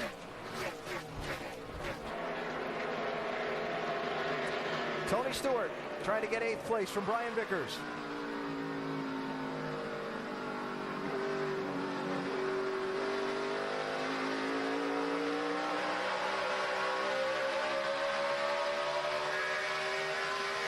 Dale, you were talking about earlier all the different things a driver can try here, and Tony with the little stab on the accelerator there to try and get the car to set and cut the way you wanted it to. Yeah, just carry a little bit of speed there, get the car turned where you can really get back in the gas. Tony's one of the best at doing that. Fun to watch him drive. Make sure all your switches are up if you close anything. Ooh, good reminder. Thank you. Yeah, he's talking about those brake duct hoses and fans just to make sure they don't have any kind of issue there. One of the traditional issues here at New Hampshire with long straightaways and those flat type corners is a lot of brake heat, and we've seen a lot in races past here that right front tire will sometimes just get melted by brake heat. Haven't seen that here today. Well, one of the things that they have an ability to shut these fans off and basically have a valve to shut the airflow off. And they probably did that on that restart just to have a little extra speed for a few laps. And that was a good reminder from the crew chief, Darren Grubb, to turn them back on. Well, Jimmy Johnson has been faster the last 2 laps than Denny Hamlin, but it was 0.02 of a second each lap. That might have been while Denny was turning the fans back on. At 0.02 of a second, he's going to need a lot more laps than there are left. But still, for Jimmy Johnson, first, he's going to finish the day ahead of Brad Keselowski the way that it looks at the moment. And second, he's going to keep pace basically with Denny Hamlin for the most part today because of the points Hamlin gave up at Chicagoland last week. Yeah, and Jeff Gordon with another solid run, was solidly in the top 5 last week. Has to be thinking a little bit what if, if we didn't have that parts failure there that put us into the wall. Again, it looks like this team is ready to get another victory. Where will that come? But it's going to take more than one to get back in this battle. Another point for Tony Stewart by Joey Logano for 7th. Yeah, those 2 tires that Smokewind got looked like it helped him be able to drive forward, and we've talked all day about how his car's a little better on the shorter runs. Yeah, he's made the most of that tire change when those cars came down pit road. We saw Ryan Newman. He was the first one down pit road to get tires, but he's behind Tony now. Tony's making a little headway. Stewart right now, as they run, shaping up to be about 10 points behind what would be Jimmy Johnson, with now 10 laps to go in this race. You look at the lead lap cars coming through. It's about this time when you think about your teammate out there running on 7 cylinders, that maybe that you hear all these strange noises out of the engine with the day that he's had. That's about the only thing that's going to keep him from winning. Yeah, you don't even have to have a teammate to have problems. When you have a car like that, you're just sitting there, wondering if something is going to happen. As we see Martin Truex still battling, trying to get another position and another point. But that's one way to do it. Yeah, more than one way to get it. You just hope that doesn't come back to bite you in the next corner. Yeah, that might not be exactly the way to make friends, but you're not doing that right now. See, Truex went back then, couldn't get off the corner after. Regan Smith, 78, saying earlier this weekend wasn't sure what his future held. Wasn't positive he was going to be back aboard this 78 car beyond the end of this season.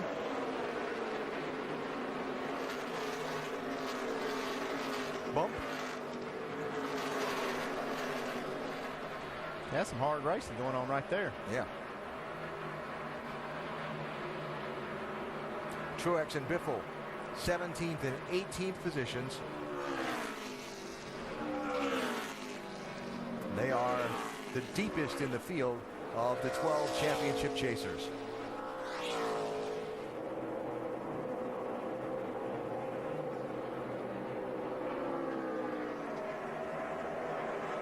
So the two Childress cars, they've been racing each other ever since they came off pit road after that last stop.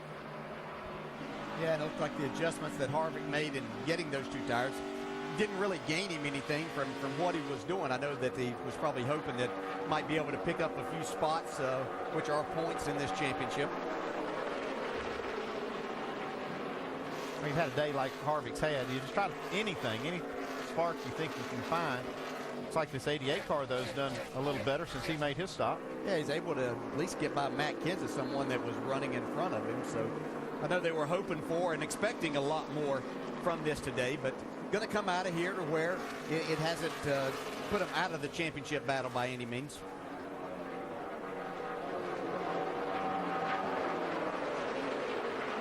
So Dale Jr. there, grinding along in 13th position into the final laps of this one.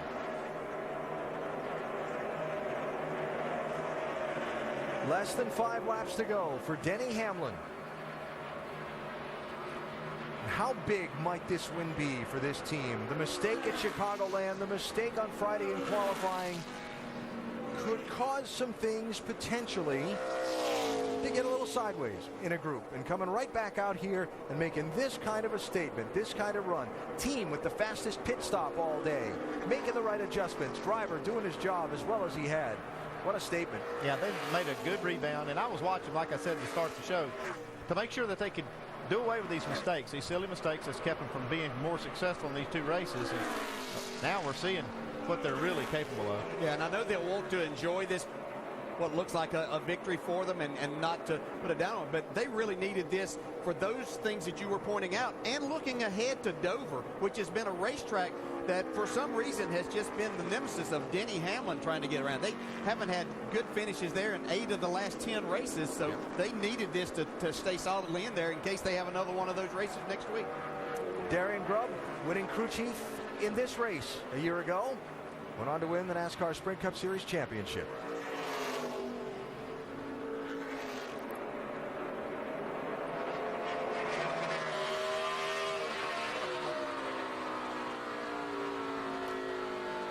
And just under 2 laps to go now for Denny Hamlin to go to victory lane.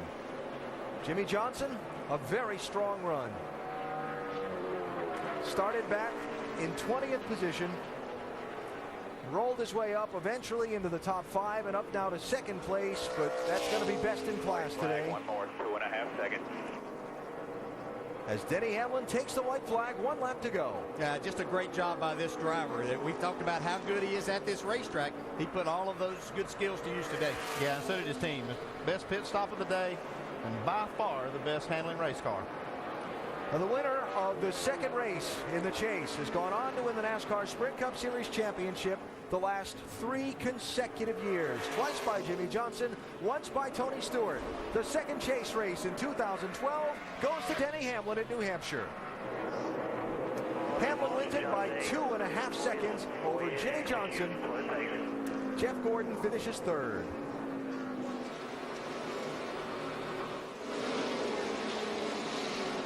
Thank you, Darian. Thank you, crew.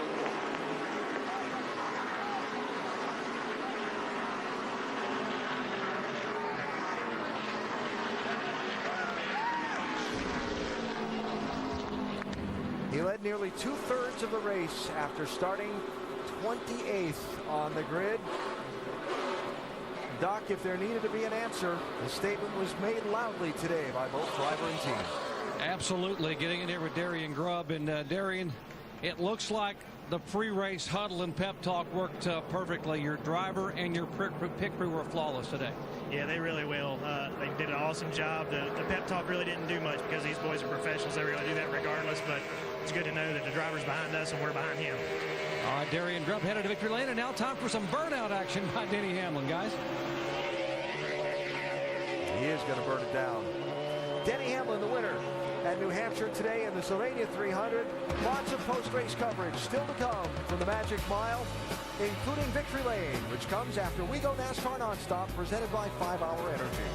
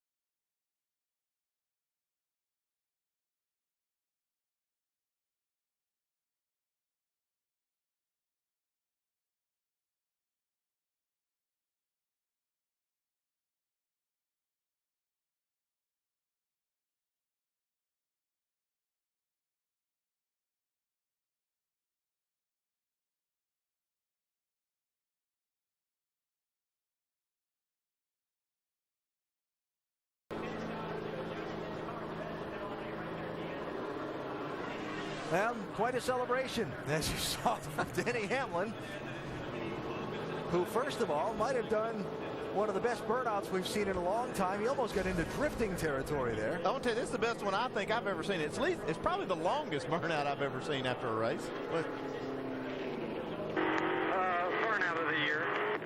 For sure. Absolutely. He's only halfway through it right now. Well, it was a week ago at the end of the Chicagoland race to open the chase for the NASCAR Sprint Cup that a mistake during a pit stop left Denny Hamlin shy on fuel. He ran out of fuel in the final lap and lost positions and points, 7 of them that might be valuable in this championship. Handled so well afterward by both driver and team. Hamlin said, we're going to win next week. And by gosh, win he did. Not just win, but dominate, leading nearly 2/3 of the laps today in this race. And then, like Babe Ruth back in 1932, calling his shot, Hamlin paying tribute. I like his style. He called his shot, and he knocked it out of the park today here in New Hampshire. But the guys did really good job. It was a solid race for us. We worked quite exhaustively. Victory Lane is presented by Tire Rack. Everybody expected, but our whole line of the Turkish team did a great job again, and let's just get ready for Dover. So we look forward to that.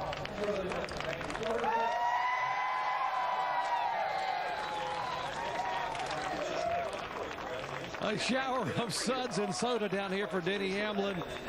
And Denny, as the saying goes, it ain't bragging if you back it up. And you called your shot last Sunday, and man, you backed it up big time today. Congratulations. Yeah, I just can't say enough for this whole FedEx Freight team. This is, you know, it doesn't hurt to have a little confidence in your team. And I know we made a couple big mistakes over the last 2 weeks, but I said we were fast enough to make it up, and we were. And I'm going to have these guys back until they die. I mean, this is my team, and just excited about everything. So can't thank Toyota enough. Everyone at Joe Gibbs Racing at the Fab Shop building these race cars. These are lightning fast race cars that they're giving me. And Toyota, FedEx, Sprint, Coke, Wiley X, everyone from the Nike and Jordan brand, and all these fans. This is a huge packed crowd tonight. Can't thank Jerry Gappins and his crew enough for having me up here to promote this race, and told him I had a great shot to win it. Now I can touch that trophy. You told me the pre-race you wanted to be in the top 10 by lap 100. You took the lead, my friend, on lap 93. I think even you underestimated how good this car was going to be. Yeah, I mean, you don't want to sound too cocky, but I knew what we were capable of. And, you know, our car was extremely strong, and I have a really good knack for this racetrack, and it just the two together with a crew chief like Darian, it's a winning combination. Hey, you won the race and won the burnout. Congratulations. Let's celebrate here at Denny Hamlin. We're going to walk away. 100th victory, Alan, for Joe Gibbs Racing in Sprint Cup competition. And well earned for Denny Hamlin and the coach and his team today, Doc. And we look at the championship standings now after race number 2 in this year's chase. Yeah, Jimmy Johnson did a great job of taking that point lead, ran good all day, had the second best car. Yeah, great call by Paul Wolf, and Brad could get Brad Keselowski up there, get a solid 6th place finish out of that. Stay right there with Jimmy Johnson. Denny and Tony right there as well as we head on to Dover next week. Let's hear from some of the top finishers in the race and some of those closest to the top of the chase. Here's Vince. Well, in the Chase Championship, when every point matters, taking 2 tires there got you a handful of spots at the end. That might make a difference when it comes to deciding this championship. What kind of day did you have? I just had a decent day. Not an awesome day or even a bad day, just a decent day where the Millwright team kept digging and made something happen there at the end. I think we had some great long-run speed. Not quite the short-run speed we needed to keep pace, but, 11 car was just phenomenal today, and they did a great job. So, hats off to Denny and his gang. But, a solid effort, 6th place. Man, if you could do that every week, that'd be pretty good. So I'm proud of my team, and we'll go get them next week at Dover. Did you have some concern when Paul called for that 2-tire stop? Almost everyone else took 4. No, it's Paul Wolf, man. I trust him. Thanks, Brad. Well, Jimmy Johnson told me in pre-race that the target was Denny Hamlin. He was in front of you. You raced your way all the way up to him. But where do you feel like he was better than you guys today? It was hard to tell. He had a lot of speed in his car and seemed to be able to go when he needed to and wanted to. It was just a great job on their behalf. We were the next best car, finished second. Had passed a lot of cars ourselves today. We knew based on the spring race that those guys were going to be real tough here today, and they certainly will. So we've got some really good ones coming up for this 48 team starting next weekend. I'm really excited about things. I think probably left about 7 points on the table, with 2 win points, extra points for that, and leading the most this week. So to be 2 races in, and that's all that I feel we've left behind is, it's pretty darn good. So I'm real happy. Well, you did what you needed to do. You're 1 point in the lead right now, leading the points over Brad Keselowski. And I see a little smile on your face because we're going to Dover next week. Is this exactly where you wanted to be?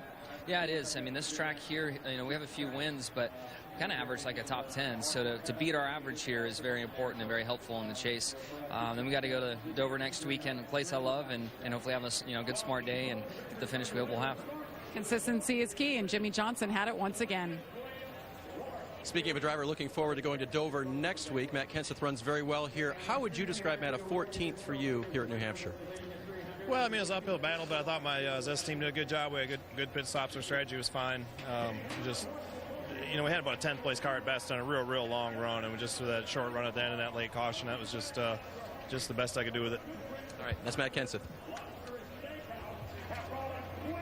Checking in with Clint Boyer, finished 4th today, and anytime you can put a top 5 together in a chase, you got to be fairly pleased with it. Yeah, you know, I was hoping to capitalize a little bit more at this racetrack. It's been good to me over the years. This is one of my best racetracks. So, you know, not what I wanted, but certainly what we needed. A solid race, you know, 4th place finish, top 5.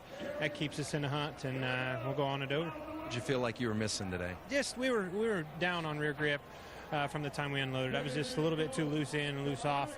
You know, I couldn't quite get in the corner and pull on the wheel and, you know, get it across the center. And then I couldn't put the throttle down up off quite as good as I needed to. Fought, dug hard. Proud of the guys for all their efforts. Just couldn't quite get it where it needed to be. Thanks, Clint. 4th place today for Clint Boyer. Vince, thanks. We've heard mention of Dover, Matt Kenseth, Jimmy Johnson. Looking forward to the Monster Mile next Sunday, as are we, and hope you can join us at the track. Dover, Talladega, the big wild card, Charlotte, and more upcoming in the chase for the NASCAR Sprint Cup. NASCAR.com/tickets if you'd like to join us at the racetrack, and of course all of those telecasts upcoming on the ESPN family of networks. So Denny Hamlin dominated from deep in the pack where the starting grid was concerned today. Final thoughts on what you saw? Yeah, domination.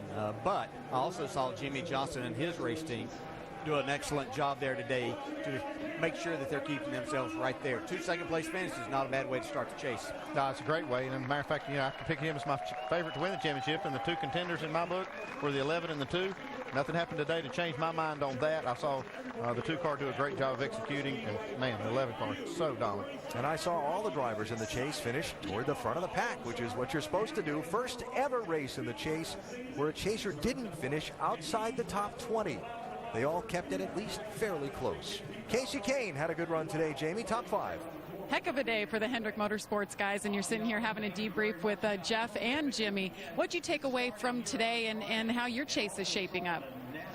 We had another consistent day. Our Farmers Insurance Chevrolet was fast, not as fast as a few of those guys, but it was good. I just thought I couldn't get the car to turn when it would load. I think it was just on the splitter a little too hard and chatter the front. So we just need to work on that, but we couldn't fix it during the race. So we had what we had, and the team did a really nice job on pit road with stops and things to keep us towards the front. You know, we've been pretty consistent so far. So the first 2 is good for the chase, and hopefully we can keep it going and get a little faster if we want to catch those other guys. It would, you know, that'd be pretty cool. Denny was great today. All right, consistency once again. Casey Kane, 5th in points, Alan. Jamie, thanks. And a reminder that SportsCenter comes up next with more coverage from here in New Hampshire. And tonight, it's the final eliminations of the AAA Texas NHRA Fall Nationals at 8:30 Eastern on ESPN2. And next weekend, onto the Monster Mile in Dover for the NASCAR Nationwide Series. Saturday at 3 Eastern, ESPN. And Sunday, Race 3 in the Chase. Presented by GoDaddy.com, ESPN next Sunday at 1 Eastern Time. Well, Doc mentioned in Victory Lane the 100th victory in the NASCAR Sprint Cup Series for Joe Gibbs Racing. Win number 1 came on a magical day in the Daytona 500. Dale Jarrett behind the wheel of that car. Pretty special day there to win the Daytona 500. Bring Joe Gibbs his first victory in NASCAR. Of course, Mom Martha watching and Daddy Ned calling the race for CBS up at the broadcast booth. Certainly one of the more memorable days for a lot of longtime fans of the sport. Win number 100 comes on a statement day for Denny Hamlin and his group within Joe Gibbs Racing. If they were to get sidetracked by anything, last Sunday and Friday might have happened, but not so. They kept it together, and not only that, they got Coach Gibbs his 100th trophy, Doc. And, Coach, we were just showing the very first victory at Daytona with some guy named Dale Jarrett, and now today, 100th victory. Congratulations. What does this mean to you and this team? Well, I just want to say thanks to everybody back home. It's absolute thrill to be here. FedEx, but we got to thank Home Depot, Dollar General, Mars, and M&M's, all of our sponsors. Just really appreciate that for us to be able to get 100. Appreciate everybody back home, motor room, all the way across the shop, technical guys, fab shop, everybody. Thanks. It's just a big deal to know that we were, as a group, it took all of us to be able to get to this point, so I'm thrilled with it. The commercial says that a young man told you when he was 10 years old, if you would hire him, he would win you a NASCAR championship. That young man was Denny Hamlin. Today, one step closer. I told everybody, he didn't tell me I was going to have to pay him $1 million to drive for me when he was 10. I'm thrilled to have Denny driving for us. It was I walked out and he was standing there, and thank goodness they took a picture. It was great. And Denny, I appreciate his family, everybody.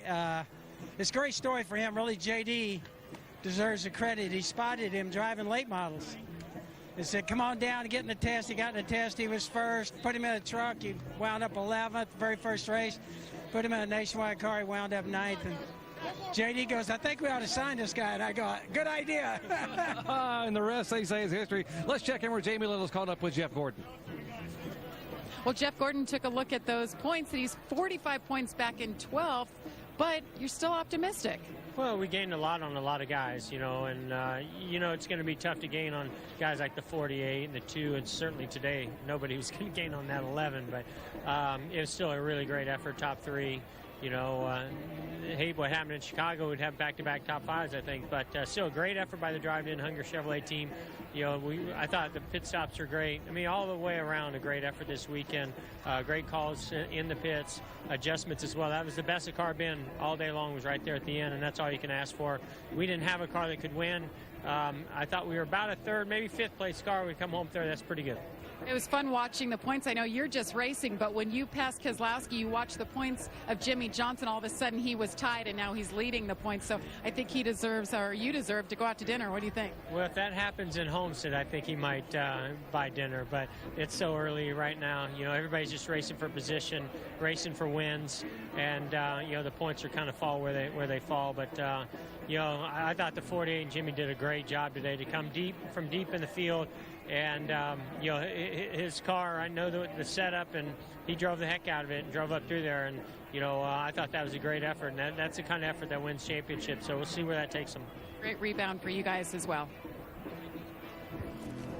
When you win the race at New Hampshire Motor Speedway, you get a 22-pound trophy. Wow. This one, though, you can eat. Yes, Final thoughts, guys, as we head to Dover next week. We know Johnson and Kenseth are good there. Hamlin and Tony Stewart tend to struggle. Well, they might struggle a little bit, but this guy's got a lot of momentum on his side, Nicole. I was blown away how he dominated the race today. He told everybody he was going to win the race, and he went out and done it. And last night, he scared all the competition because they were freaked out he was going to win, and he did. We'll see you next weekend from Dover. Coming up next with more coverage from New Hampshire Motor Speedway. It is Sports Center. Congrats once again to the guy who called his win last week, Denny Hamlin.